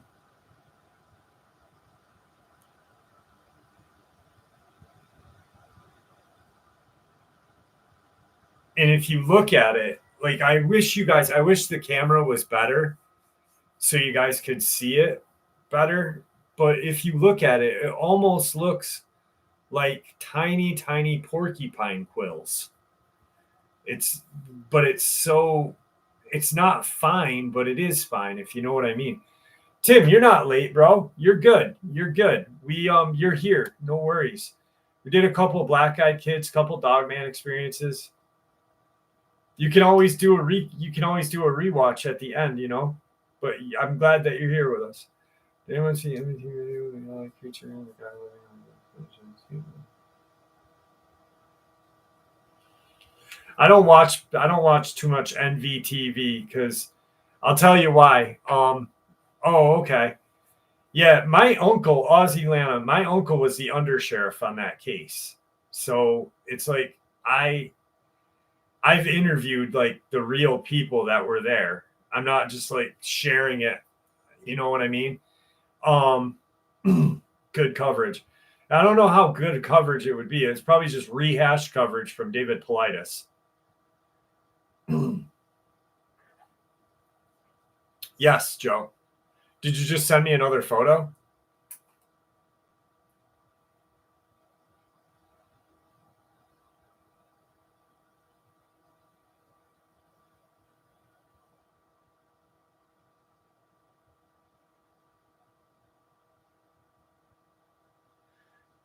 Denise, that's you. Yep, that's you with the NED is your email. Yep. Okay, I got yours. Joe, yes, the photo that you sent me last week opened.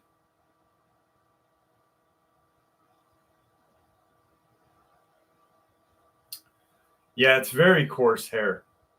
Yeah, no, last week. Yes. Interesting. Very interesting. I saved it actually. And then our buddy freaking Daniel Brad sent me an amazing email. Is that from 4chan, Daniel?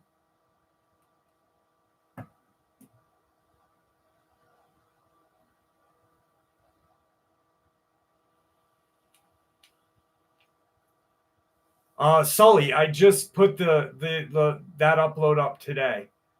No, I took the game cam down. I put the videos up that I got from the game cam. I caught like it was some weird photos. No, it wasn't. Okay. It looks like it was 4chan a little bit. You know what I'm talking about, Daniel? iCloud. No, I have a Galaxy. I have an S22 Ultra, so I can't anything iCloud account I can't open for some reason. From a ham radio operator. No shit. So where did the I'll email you and get some more info from you. Right here, no, I can't share it right here. I'm gonna do an upload on it though. Yes, Wilburn. Yep. Yes, I have been. I mean, harassed, I guess. If you go to my community post, you can see the emails that I got from the CIA, which people will be like, "Oh, that's bullshit," but it's real because you cannot create a .gov email address, and if you can and you attach the CIA to it, you're fucked. And also, my daughter and I were driving, and I was getting tailgated by this fucking gray van, and I pulled over, and I got behind him, and I'm like, "Belle, take a picture, take a picture," and she took a picture of the license plate, and so did I, and it was a government plate. Yep, government plate. Dog man, you came in. No, Colleen, I didn't have a chance to do anything this week with my dad and stuff being the way it was. I didn't have a chance to see my friend up at the college. Nope. So anyway, the NVTV thing, what I was going to say. So I have a friend named Elias Hernandez. And if you look it up if you guys have Facebook, which I'm sure all of you do, look up Elias Hernandez. And he is a independent movie maker, and he created a werewolf movie, not knowing anything about Dogman, not caring anything about Dogman. It wasn't going to be a hoax or anything. He just made this video clip, right? And the only reason why we're friends is because he reached out to me and said, "Hey, this is my movie that these channels are saying are a real Dogman, Jeff. This is a werewolf. Can you please let people know that it's not a werewolf, that it's a fucking movie?" So I looked into it. It really was. And NVT still to this day says that it's a real fucking video of a dog man. And it's crazy. And I don't like talking about channels, but that's bothersome when you do,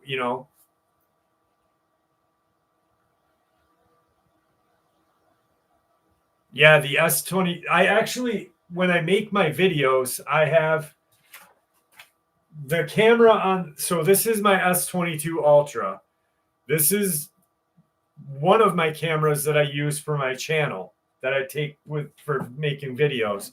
And then I have the S23 Ultra, which is pretty much the same. Unbelievable footage you can get. The dead one on the table is fake too, Asher. I made a video about that. That's actually a guy from Instagram. He is in like Brazil, and he's a special effects artist. Nope, different guy though, Asher. I know what you're talking about. Kevin Smith, you know Elias? Elias is a fucking nice guy, man. Really nice guy. This is why our live streams are so awesome, is because we just shoot the shit. We're all like friends here, I fucking love doing live streams with you guys. We should do a live stream naked, all of us, No, I'm just kidding. No, Asher, the one where the trees are all here, like in front of the dog man, and it's looking and it turns its head and shit? That's the one.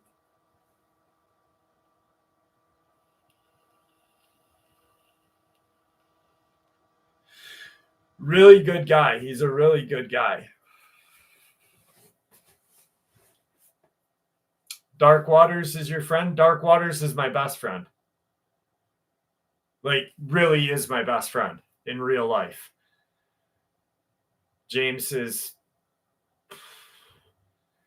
and not because of YouTube, just because he's my best friend. Yeah.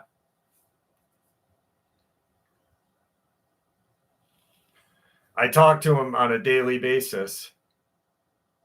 I don't know where Libra is.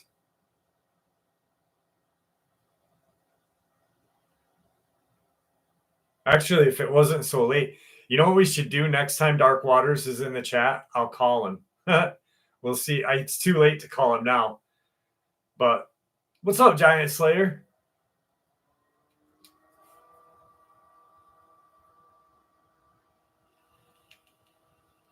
I know he's usually here every night, every time we do a live.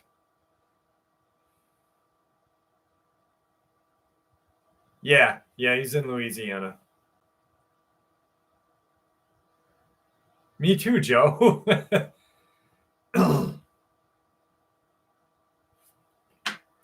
Guys, so have you guys watched Monarch? We've done a couple collabs, John Simpson. We've done a couple collabs together. He's probably the only person I'll ever like really collab with, you know. So Monarch is hang on, let me check, Lily. Monarch is the show on Godzilla, right? And did you just send it today, Lily?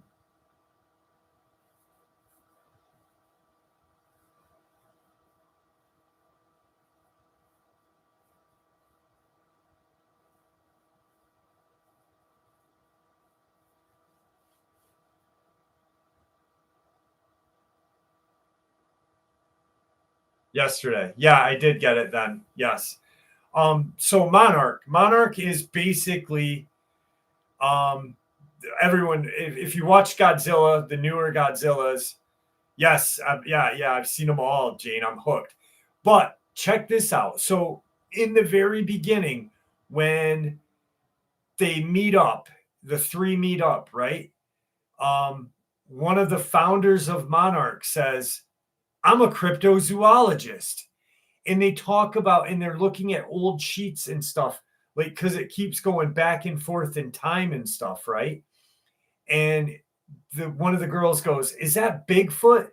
But how cool is it that, like, he said, "I'm a cryptozoologist"? I was just like, oh my God, that is the greatest thing in the world. I cannot believe they fucking said that. An amazing show. If you guys don't have, okay, so if you guys don't have Apple TV, there's a website called Flickr, Flixtor, Flickr, and you can watch it for free.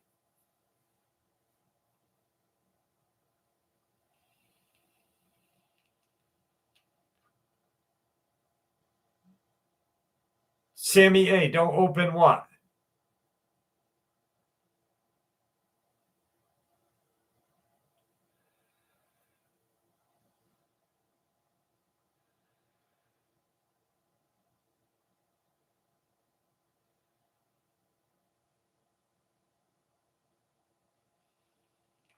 No school for cryptozoology.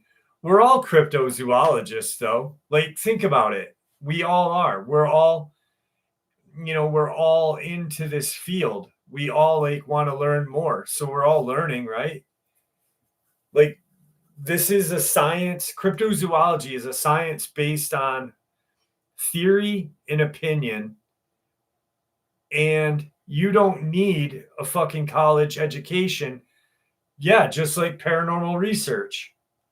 We're truth right on, RH, right on. Right on. RH hit the nail on the head.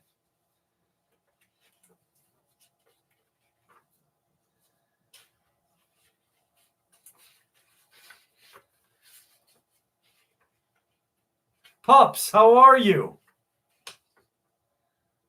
I know I got your text. I didn't respond because I was too busy talking. I was gonna text you after. Tidal, I don't know. No, probably not. I don't have very many friends on YouTube. Besides people that watch my channel, I it's too much of a shit show.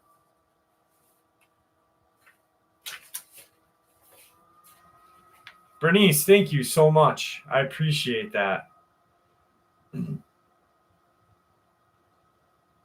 All right, so here I'm going to give you guys the choice. All right, Black-Eyed Kids, Dog Man, or Large Philippine Encounter. You guys pick.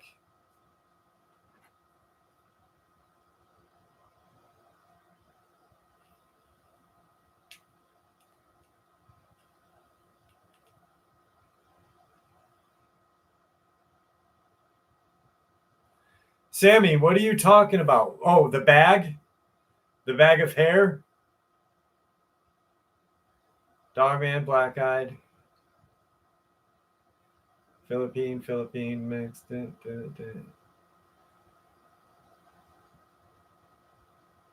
All right, we're gonna do them all anyway. We're gonna do the three anyway. Okay. So the Philippine one is longer, so let's do the Philippine. I don't have a feral human.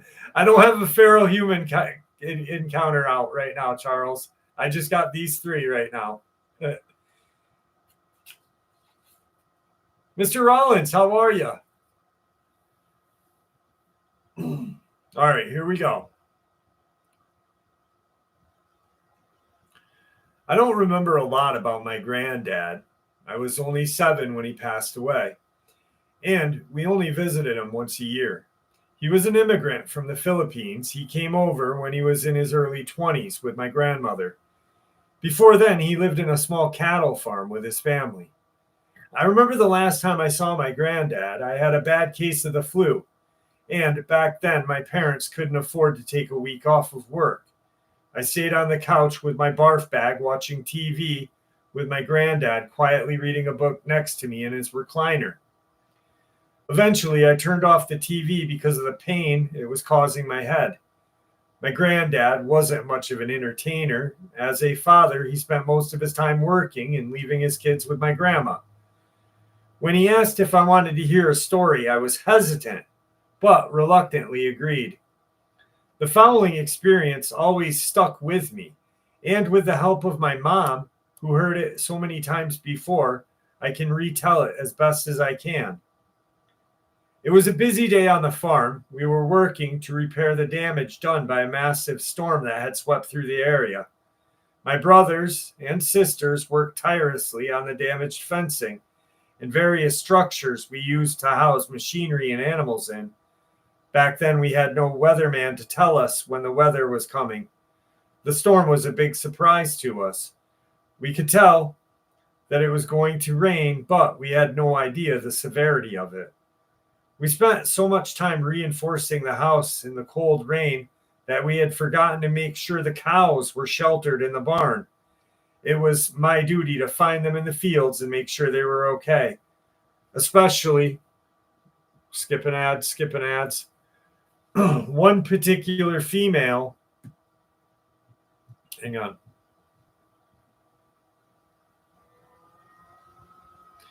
Especially one particular female who was with child. Flashlight in hand, I walked through the dark, muddy field in the early hours of the morning, before my siblings could begin repairing the damaged structures. Our field was practically unkept, with segments of the forest and lone trees where the cattle could find shelter from the storm. There were not too many predators in the Philippines, at least no predators that could have threatened me in the field. The worst threat were cobras, and I was fairly confident that my rubber boots would protect me. After a small amount of time, I found the herd, and they looked to be mostly in good shape. If anything, a little dazed and frightened from the storm, or maybe it was the person shining a light in their eyes as they slept. I did a quick count of the cows, and after recounting again, I came to the realization that we were missing one cow, and I realized that it was our bred heifer. This was not particularly surprising, as pregnant cows will usually separate themselves from the herd. I groaned as I walked to find her. It wasn't all too hard to find her. It was just tedious, as she had the tendency to hide in a small wooden portion of the field. As I approached a small bundle of trees, I was shocked to see that the cow was not there. If she wasn't there then, I had no idea where she would be. I was beginning to get worried that the cow had found a break in the fence and left. I wanted to be sure, so I made sure to recheck the fields and I walked back. I shined my flashlight in all the directions looking for her just in case. What came on, however, was much worse than I could expect. In the distance, I landed my light on something. It was too far to tell exactly what, but I could see red. I walked towards this thing with apprehension. As I approached, I finally realized what it was. Not because I recognized it, but because of the smell of copper filling my nose, and it brought a sense of dread. Blood. It was blood, catching the morning breeze just right and traversing my nasal cavity. I had never seen something like this, especially to this scale. I had seen an odd rabbit bitten by a snake, but to see a full-grown cow slaughtered so brutally was terrifying. I was fairly certain that there wasn't anything big enough to kill a cow in the Philippines, except maybe a crocodile, but the nearest river was a long way away. And the marks that were left, it couldn't have been a crocodile. These were claw marks, distinct, large claw marks that covered its disemboweled stomach. I stared into the animal's lifeless eyes, frozen in the moonless night. As I stood with a blank, fearful mind, the most loud and powerful, terror-inducing sound I had ever heard, or ever will hear in my life. From directly behind me, there was an ear-piercing screech that made me jump forward. I couldn't describe this sound if I tried, but if I had to compare it to something, it would be a cat screeching and a dying woman and rusty metal scrapings. I fell forward onto the corpse of what was once the cow. I crawled on my hands and knees before trying to get up, yet slipping on the entrails of this beast, and I fell hard on my chest. I did not dare turn around and face the source of that nightmare noise. I tried to stand and run, but fell forward again, tripping on the blood-soaked grass. I made one final push to stand before I got to my feet and ran. I never sprinted so fast in my life. I must have looked like quite a sight. I whipped through the field with my entire front half covered in blood. I ran toward the house, and as I did, I heard the cry of that thing let loose, and I put some distance between us. I burst through the dense section of woods to see a path back to the barn. It led to a small area at the base of the barn where they could be fed and watered and even transferred to another field. The problem with this is because it's where they spent most of their time, the grass didn't grow, leaving a massive dirt patch, and the storm had turned the dirt into mud. Normally, on such a wet day, I would stick to the sides of the path where the grass had overlapped into mud. But when you're running for your life, mud is not on the forefront of your mind. My eyes widened in fear as I took my first step, sinking into the mud. By the second, the mud was up to my ankle. The third consumed my boot completely. As I desperately tried to pull my feet from the mud, I heard the faintest call of a terrible screech echo off into the hills. This calmed me to know the thing had fled, or at least went in the opposite direction. As I stood and caught my breath, feet pruning in the mud beneath me, I panted and collapsed to my knees. I knew if I just waited for sunrise, my parents would notice me missing and send one of my siblings to search for me. I wasn't too far from the house. I could even see the corner of the garage peeking out from the barn. Whoosh! My eyes widened as the recognizable sound of large wings flapping from behind me startled me out of my state of shock. I turned to only a few feet away and saw a creature born of nightmares. It was maybe 40 feet away in the air. In the dark of the morning, I could see large wings, but as it got closer, I saw a feminine figure of a woman's torso rest between them. As this thing slowly flew closer, I desperately tried to move, tugging and pulling against the mud, further digging myself into the mud. I settled on leaving my boots behind as I stepped out of them to gain no more than 4 feet of ground between me and the legless of moving me towards me. I stood shoeless, stuck in the mud, even unable to move. What was almost certain death was flying towards me at a painstaking pace. I stared in awe and prepared for unspeakable pain. Suddenly, light began to illuminate the horror before me. It didn't even register in my mind. I just took in the blood-soaked maw and razor-sharp teeth. Where its legs were supposed to be, there was only blood and leaking entrails hanging from a gape of hole in the middle of this creature. The creature opened its mouth in a painful cry, but no noise came out. Only a distant crying echo of off in the mountains. The thing shielded its face before flying off into the night. By the time it was gone, it finally hit me that the light was caused by breaking dawn's first light passing through the trees.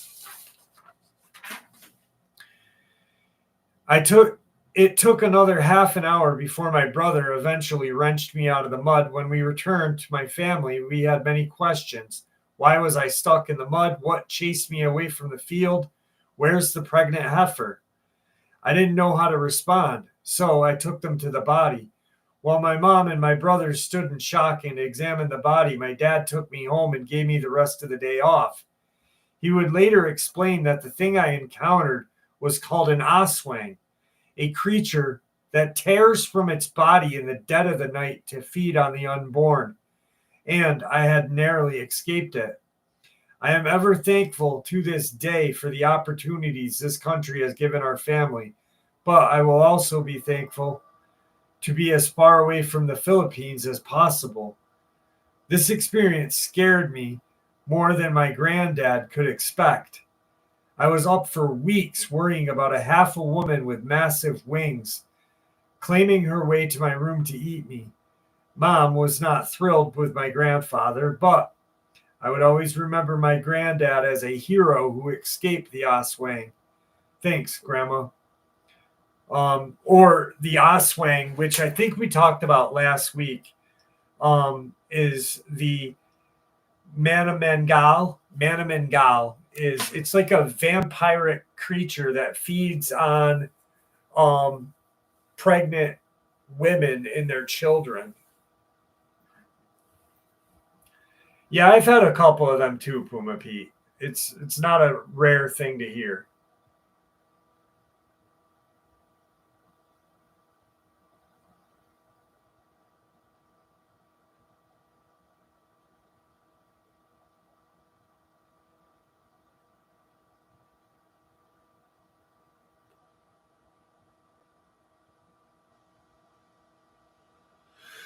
That's scary, Joe. That's scary. 59th Survivor. Did you hear that story? The Japanese Spider Woman on my channel? I have a subscriber who's from Japan, and she actually, when I interviewed her, and she shared that story on my channel. Her son had seen it. Yeah, that's a scary story, right? Cowboy five rings. What's up, my brother?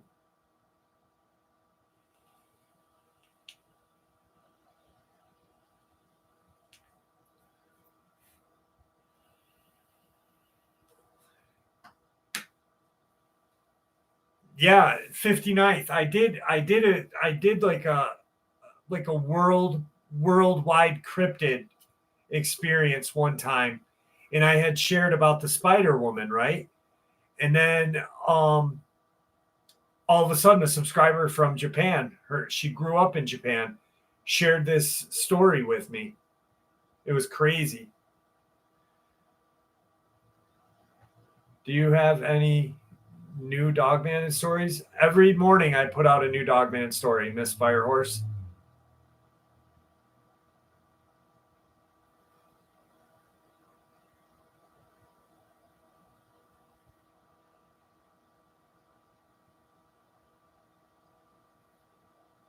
Based on actual lore, the game. She actually, her son had seen it when they went to visit her parents in Japan. I don't know what PNW is. What is PNW?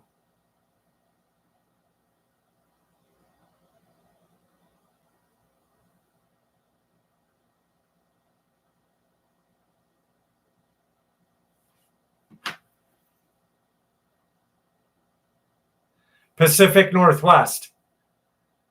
That's I took me a second. Yeah, I do. I do.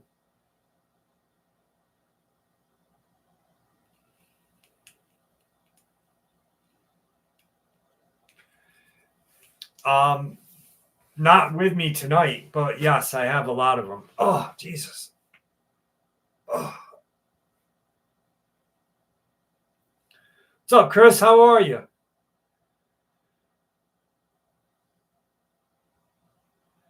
Yeah, I've got a lot of Pacific Northwest ones.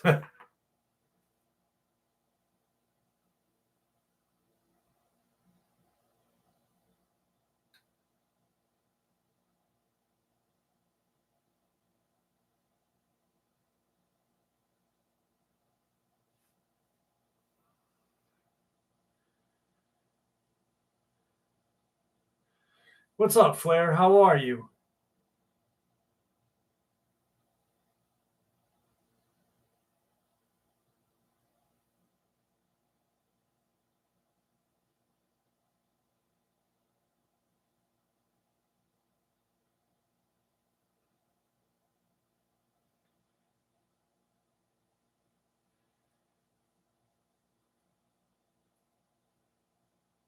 I think so, T Chambers. I think so. Oh, fuck.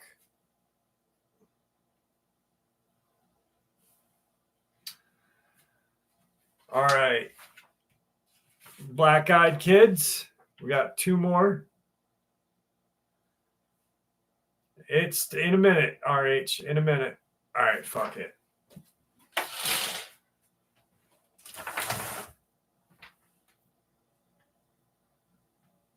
$20. It's $20. I'm not gay, but it is.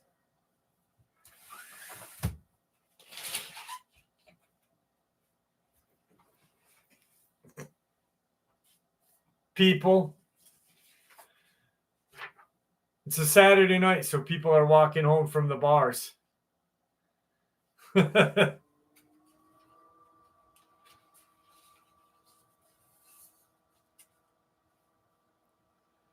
Aramic, I do it every night. I do it every live stream.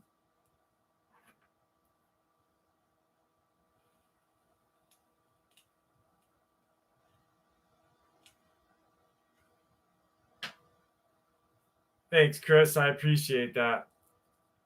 All right, here we go. Keep in mind, this was before I knew anything about black-eyed children, all this stuff. Also, there is a witness to this experience, so I know I was not going crazy. I wasn't hallucinating. I wasn't whatever. I wasn't on drugs or anything like that. It was just a normal day. It's summertime. It was mid-June. I believe it was 40 degrees Celsius, boiling hot. And I had the day off from work. And also, because I remember it was so nice to not be working and to relax and to be at the mall. And it was sunny outside. Everything was happy. I ate some sushi, which I friggin' love. I stayed at the mall until about sunset, but it was not completely dark. It was just about that time of the day, where the sky looks beautiful, like pinks and purples and stuff. So the day was finishing and we were leaving the mall. And I went to the car with my friend, and most of the people had left at this time. So there were not a lot of cars in the parking lot. It was just my car. In front of my car, there was a big Jeep with a huge, massive windows. I sat in my car with my friend, and we were trying to find a radio channel because I like to drive with my music. So we're trying to find some music before we start driving. We're sitting there chilling out, trying to find some music, whatever, talking or taking my sweet time. And while we were talking, we see this family come out of the mall. Now, we both did this exactly. Like, we just stopped what we were doing and stared at this family. There wasn't anything particular super strange about the family. Like, we stopped to notice them. It's just like the feeling they gave. First off, it was a feeling. We both looked at them kind of scared. And they had a daughter who had long black hair. She was wearing all black. And another child that had black hair. It was a boy, short black hair and just jet black. They looked like kind of emo children, let's say. First, the parents were kind of protecting them, but they were kind of like making themselves in shooting motion of their hands. Come on, let's go, let's go. We're like, what the hell is going on? Then we notice the parents and family are walking kind of disturbed. They just looked like they were disturbed. I don't know how else to explain it. Something just looked off by the way they were walking, the way they were acting. It wasn't normal. Then they started to like approach the Jeep that was in front of us. And the girl was trying to glance at me and my friend, and her mom kept doing this, using her hands half-heartedly to cover her face. Like, don't look. Basically, the way I can describe it is, if you've ever seen the movie Caroline, the normal parents versus the dimensional parents, that's how they looked. They get into their car, and then this girl, as soon as she steps into the car, she turns around super quick. And because it's a Jeep with huge windows, we could see her clearly. She looks at us, and I will never forget this. She looks straight at me in the eyes. It was like she was burning into my soul. Her face went from normal to her eyes were black. I mean, black. I'm not kidding. Black. They went black. And her face, I don't know how, her hands, using her hands, she pulls her face down so it looks like she's melting. Her eyes are jet black. Oh my God. She lets out this scream as she's looking at me. She was like, and mocks a scream.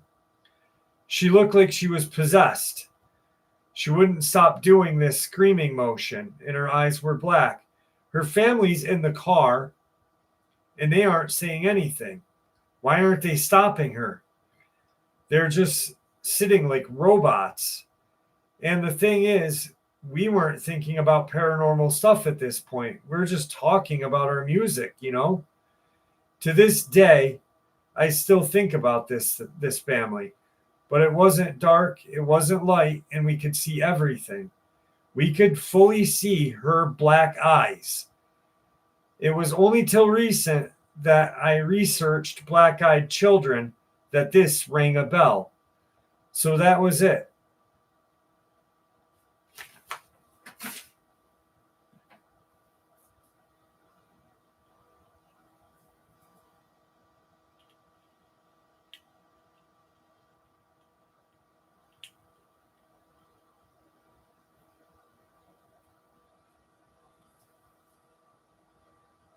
Yeah, Gleason had a UFO house in New York. I talked about it last week. I had went to look at it when I saw. Remember about the reptilian, the black guy that sat with me on the train, and he was talking about the reptilians. This was like before my encounter, so it was like 1991, 92.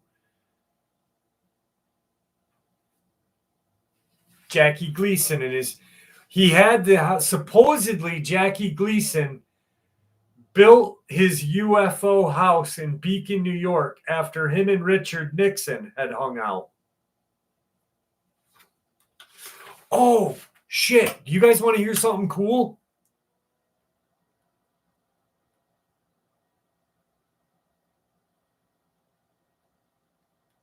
Hang on. Check this out.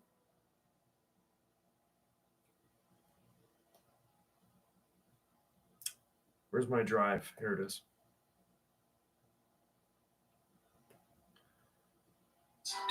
All right. So listen to this. Listen to this explanation this guy gets. Just please listen to this, because this guy gets asked to explain God. Okay, hang on and listen. Are you ready?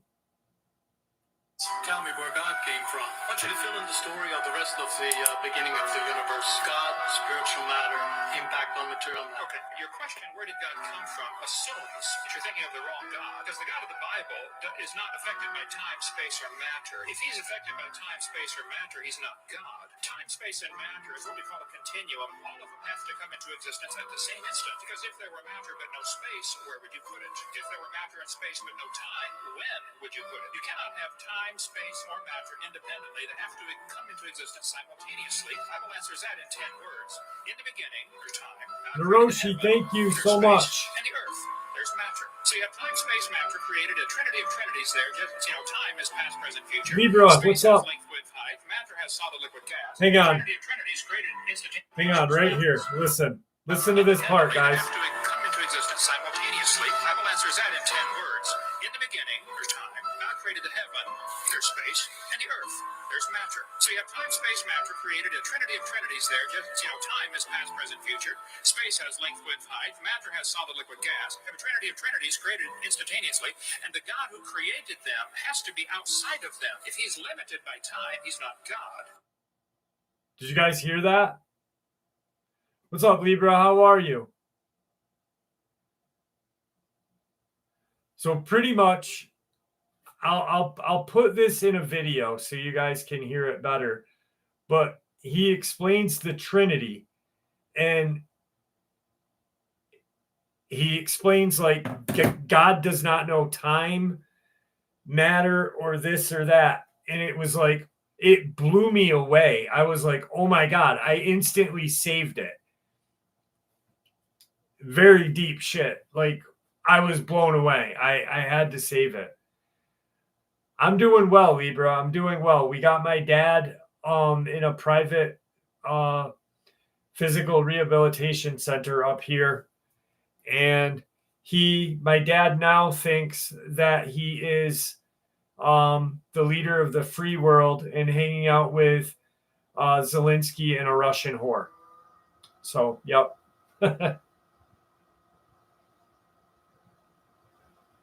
Yeah, I will put it. I will, you know what? I'll do it as a short later tonight.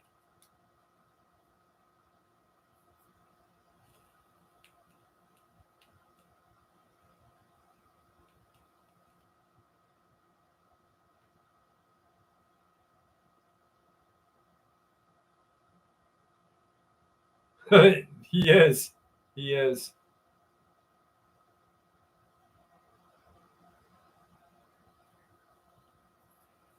Daniel, it was a shit show, to be honest.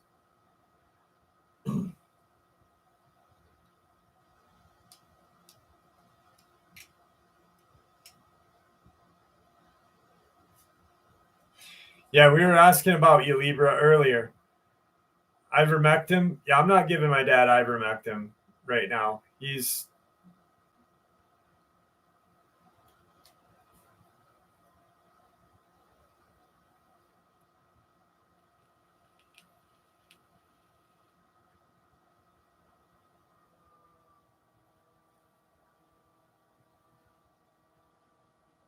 Dogman UK Man lives all over UK.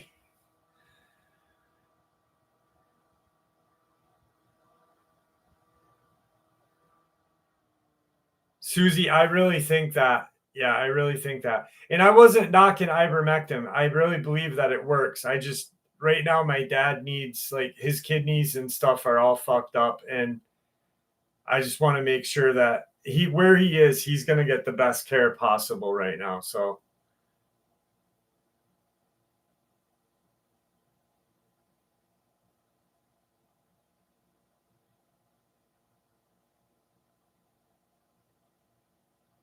Jeff, I wonder if you have any stories about black-eyed people. I just did stories about black-eyed people, Lily. All night I was doing them. Thank you, Mercy. See, he's doing better. He's doing better. It's going to be a long. My Truth Quest. My dad said that actually. Truth Quest. This is so funny. I gave my dad. No, I did stories of adults too. Last week actually. So my dad had a sip of water the other day, or not the other day, yesterday, and he took it out of a straw and he goes, "That doesn't taste like Miller." No, we didn't talk about P. Diddy. everybody's exposing P. Diddy though. Tyler the Creator just exposed him.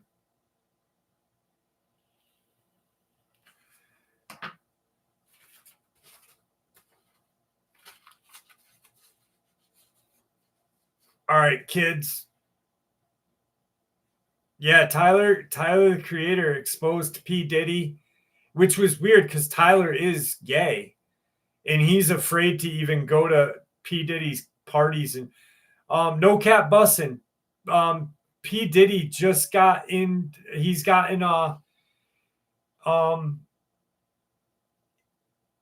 they are actually exposing him to be the person who killed Tupac, killed Biggie, and he has wild sex parties, and he beat his girlfriend for years.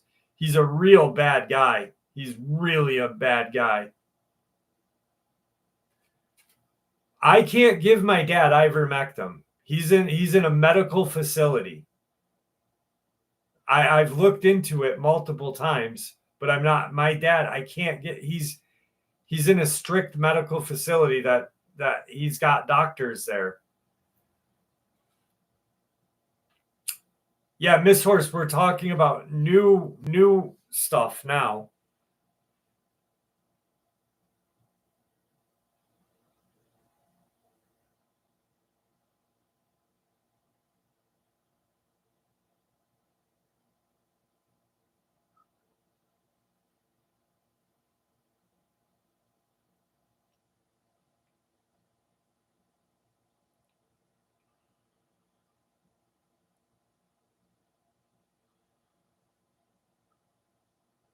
Yeah, everyone is fucking because no one's afraid to talk about him now. No one's afraid to, you know what I mean? But like Mike Tyson said he was afraid to go to his parties. When Tyson's afraid to go to his parties, you know something bad's going to happen.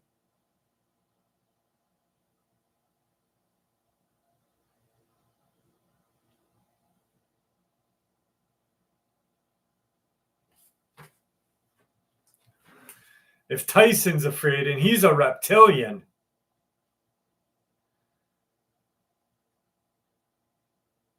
I love that. I'm going to make that post though later so you guys can see that. I'll do it. Hang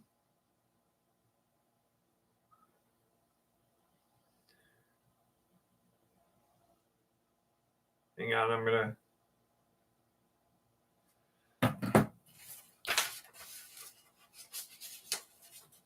All right.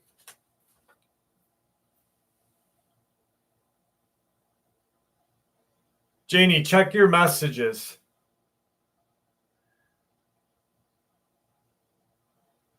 Pulaski. Wow, your dad lives in Pulaski? That's just north of me, I believe.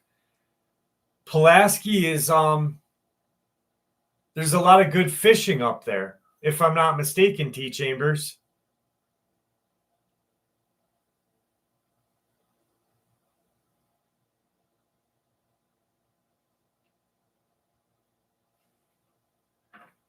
Yeah, toward Watertown. Yeah. What's that? There's a lake that we used to go fishing. Chateaugay.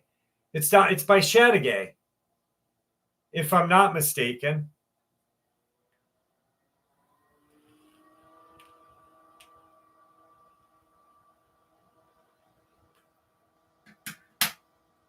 Hey, Brandy C, how are you?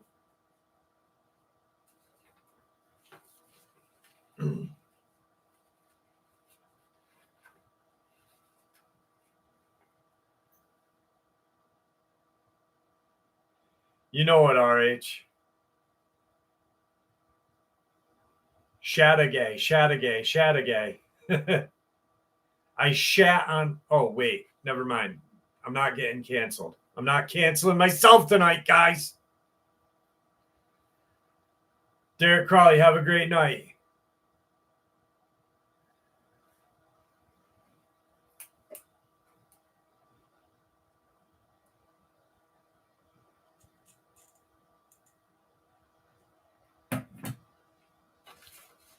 What everyone needs to get through your closed minds is that the intent is involved in this activity. Absolutely. Absolutely. It's not a. Yes, I do. Now I do, T. Now I do. Is it Pulaski by Chateaugay, if I'm not mistaken, though?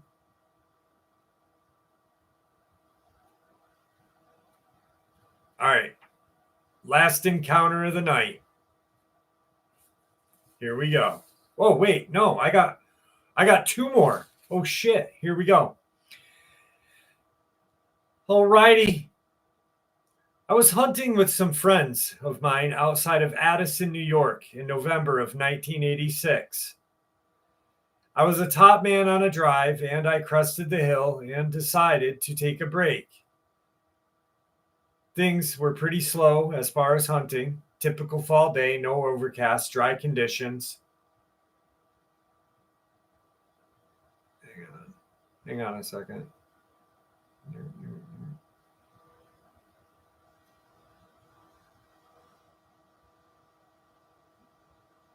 Okay. I'll just start it over. I was reading the things. Here we go. I was hunting with some friends of mine outside of Addison, New York, November of 86. I was top man on the drive and I crested the hill and decided to take a break. Things were pretty slow as far as hunting. Typical fall day, no overcast, dry conditions. I just finished eating one of my many baby Ruths when something caught my attention about 50 yards east of where I was sitting. I looked toward the directions and noticed something that was black running very fast down the side of the hill. It happened so fast that I wasn't sure what I was seeing. It appeared to be upright and about my height. I stood about 5'9", and it ran incredibly fast. What was odd about this incident is that I had time to eat and sit down on a tree at the time. I was not even in stealth mode. I also scanned the area before I stopped for breaks just in case I had missed any game. I almost felt as if whatever it was observing me and had enough. I was definitely in a hurry to leave. I observed it for only 5 seconds at best. I could hear it break deadfall once I lost sight of it. There are bear in the area. I hunt, but this seemed to be taller than the average black bear. My first thought that it had to be a bear, even though it was upright. I remember standing up, startled, once I had made eye contact with the running object. It appeared to be eye level. My second thought was maybe it was a black Angus steer that had gotten loose from a farm. But again, steers don't run upright. I was a little spooked by the incident, the same feeling you have when you stumble upon a grouse at close range. I thought again and surmised if it was a bear, it was very large to be running on two legs. I was not far from the end of the deer drive and met up with my friends at the truck. I asked them if they had seen a bear or any deer, and they all said no. I didn't tell him about the incident. On August 5th of 95, the Corning Leader newspaper wrote an article on a possible Bigfoot sighting near Rathbone, New York. This area is not far from where I was hunting.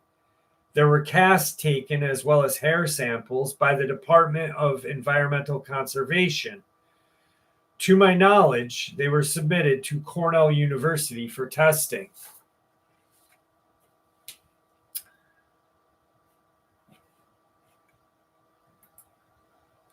Naroshi, thank you very much. I don't know if I thanked you while I was narrating, but I want to thank you for your $50 donation. That was very awesome of you.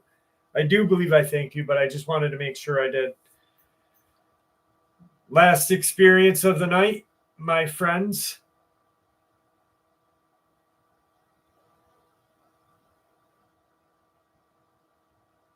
No, Wilburn. No, I have not.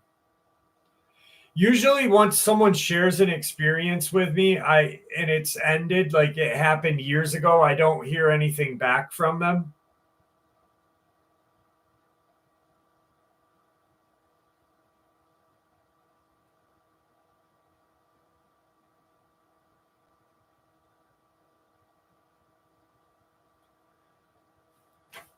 What did I miss? What did Matt say?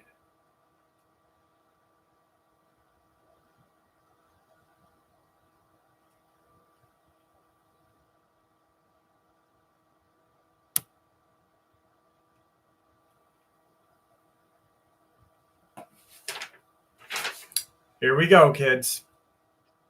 Last experience of the night. This one's fucking creepy, all right? This one's really creepy. Here we go. I'm an avid outdoorsman and know most of the wildlife Texas has to offer.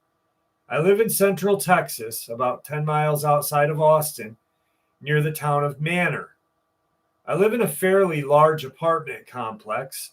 Outside of my back porch is a highline easement about 40 yards out, and running through it, there are always wild turkey, deer, rabbit, skunk, possum, and other animals, as well as a substantial size of wild hog.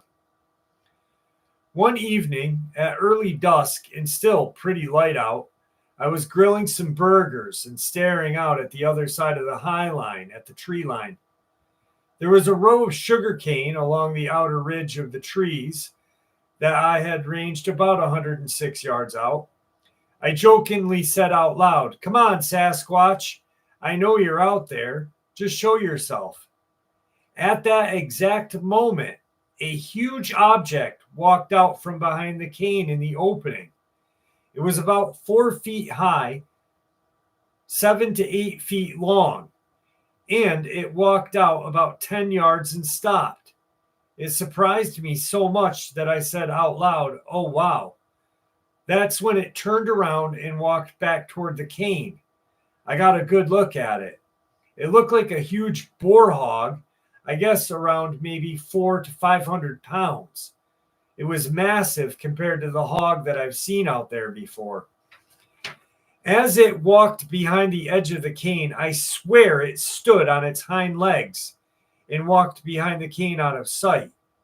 It looked exactly like a Bigfoot, Sasquatch, or whatever they're called.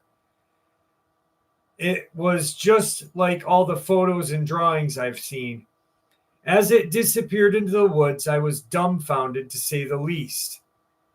And I still question my sanity about what I saw. But what I understand after hiking about this maybe is it was some sort of shapeshifter or something.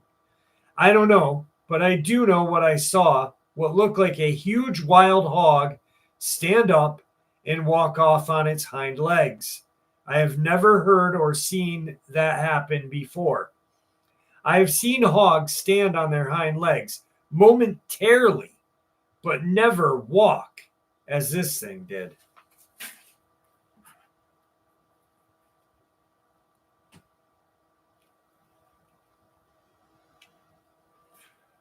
Aaron Carter. Oh, shit. Yeah. I think they killed him.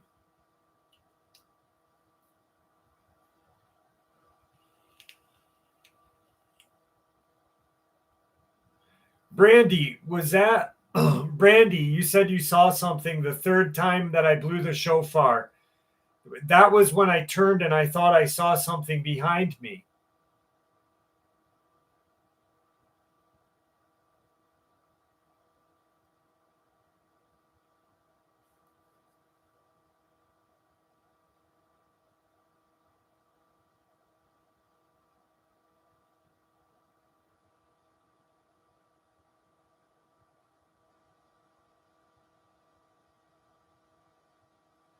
I'm surprised Justin Bieber isn't on the death clause.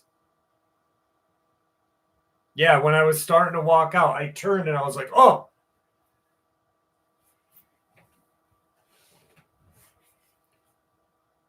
Oh. Yeah, walking hogs is well worse than freaking fuck a walking hog. No, thank you.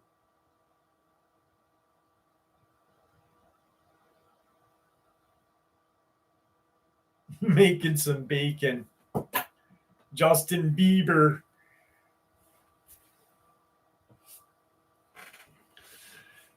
Yeah, it was scary. I really think I'm pushing my luck sometimes when I go up there now.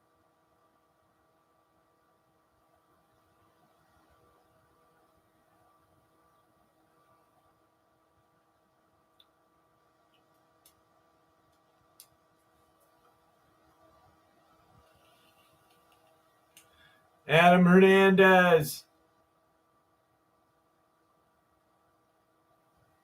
Yeah, I'm going to take a break now. Justin Bieber. Alan.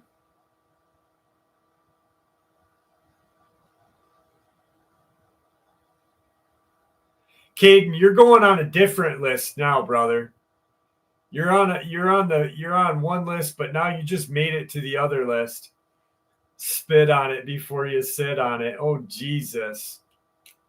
That's what she said.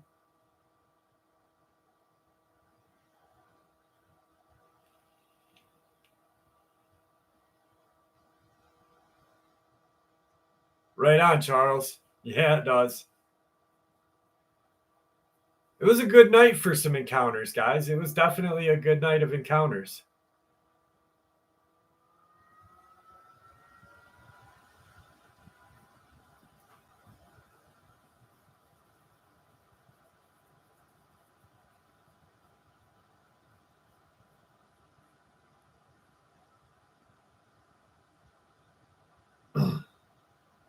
Now we know how Caden cleans his guns. Just as long as Caden doesn't just as long as Caden doesn't say, Uncle Jeffy, give me some root juice, we're all good.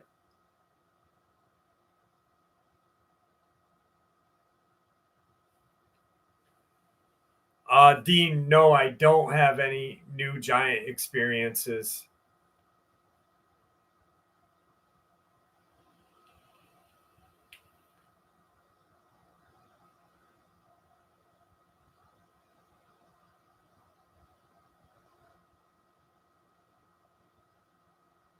Lily, I'm not going to take anyone up there because I don't want to be responsible for anything happening to anybody.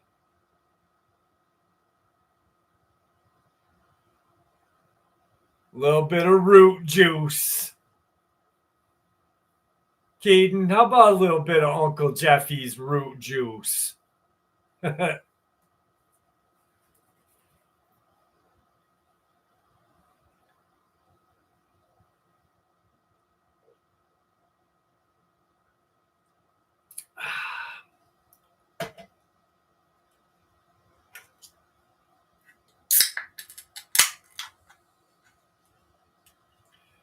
You know, Puma Pete, I was really nervous this time when I was up there.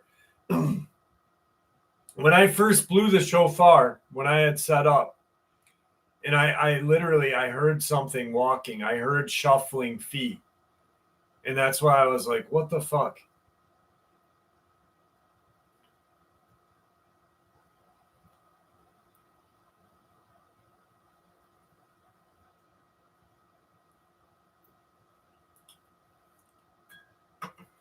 I'd have to make you sign a contract, RH, just in case anything happened to you, because I'd really, if I brought someone with me and something happened, I really think mentally it'd fuck me up.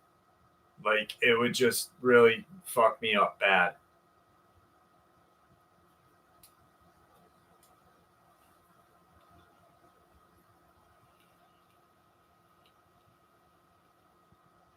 I'm gonna wait. I'm definitely waiting for a while. Sovereign Cosmic has turned into Fart Man.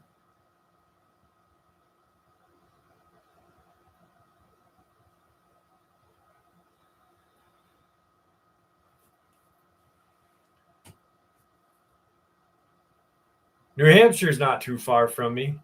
Nope.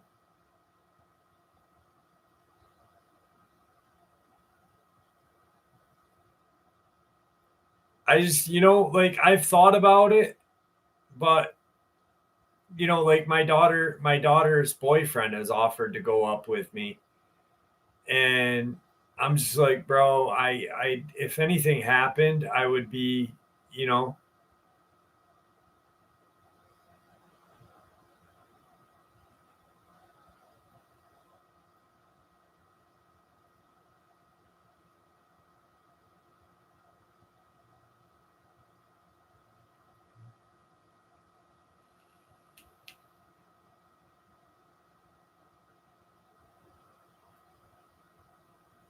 I'll look at it, Libra. I will definitely look at it.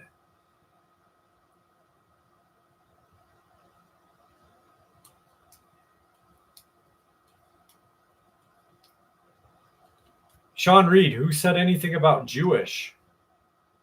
Nobody said anything about Jewish.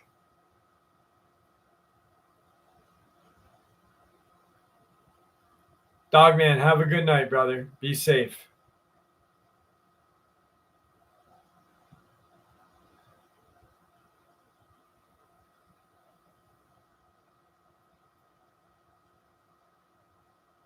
Yeah, Brandy, it's a weird place.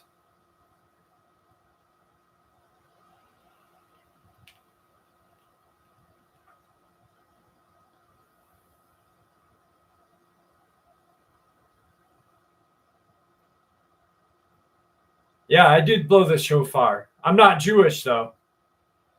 Um, Sean Reed. So I don't know if you know who Tim Baker is, but his name's Kuhnbo. They call him Kuhnbo. And Kuhnbo, about 15 years ago, had been told that if you bring the shofar and into the woods, when you blow the shofar, supposedly it's supposed to attract Bigfoot or other cryptids. And he had actually brought in a Bigfoot when he lived in Missouri. So when he did that, he had been practicing and stuff. And I decided, that I would try it. I wanted to try it because no one else has except for him. And nobody's made a video about it. I'm sure other people now that I've done it will, because people don't like to be original. But yeah, supposedly it brings in things.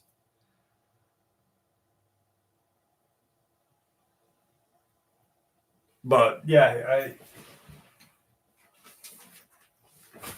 here's my shofar.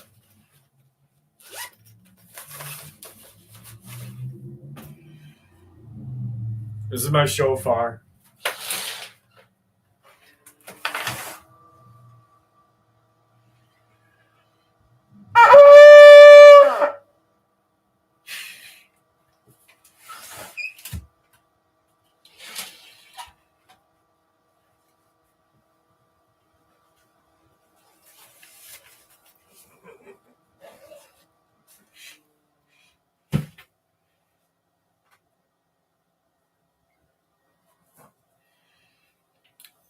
Boxing fans, that's a shofar. If you watch today's video, that's what we were talking about. It's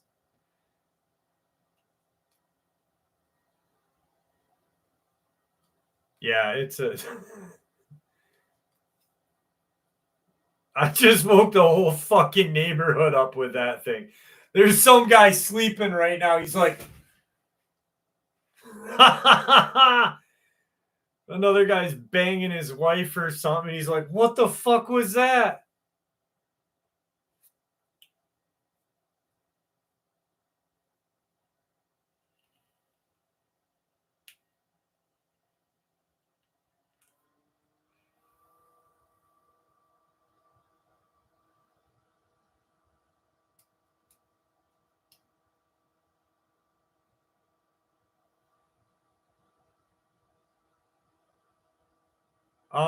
Cynthia Flynn, I don't know. I've talked about it 1,000 times. I just talked about it like 2 minutes ago. Tim Baker. No, it's not an animal call. It's a shofar. It was used outside of the walls of Jericho.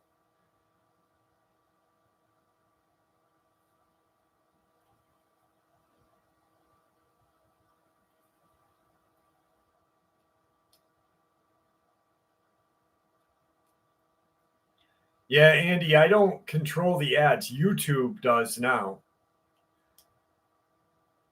SHOFAR, shofar.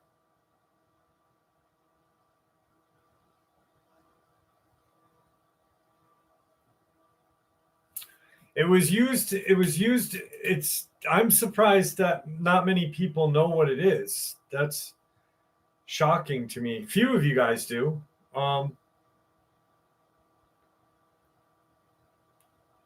I'll quickly get into this, and then I gotta bounce because I gotta make Belly some food. But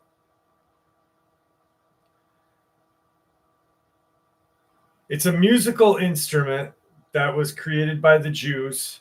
But really quick, walls, spiritual warfare. If you look into the Lion of Judah, it was a warfare sound. It was used during the War of Jericho, like around that. My male dog comes to the screen.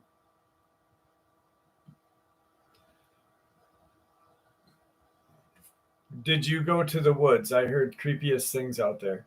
Yes. I have the video of me in the woods there. No, I'm not going to blow it again. It's almost 3 a.m. No more. All right, guys. Oh, it was a great night. 3 hours almost. My cats came. I was surprised fucking Tigger didn't come and fuck me up. Guys, I had a wicked awesome night tonight. Thank you for joining me. I hope to see you guys here next week. My pity went on alert. All right, guys, have a great night. Tomorrow's upload is going to be awesome. You guys are going to fucking love it. I will make that little video clip thing that I played earlier. I will make that into a short so you guys can hear it. I'll probably do it either later tonight or today, or today later on sometime. But love y'all. Have a good night. Don't let your meat loaf, and be safe. Libra, love ya. Janie, I love y'all. Gigi, Adam, you guys fucking rock. Boxing, thank you for being with me tonight. You guys made my night. Just a regular vape, just a regular Juul. Later.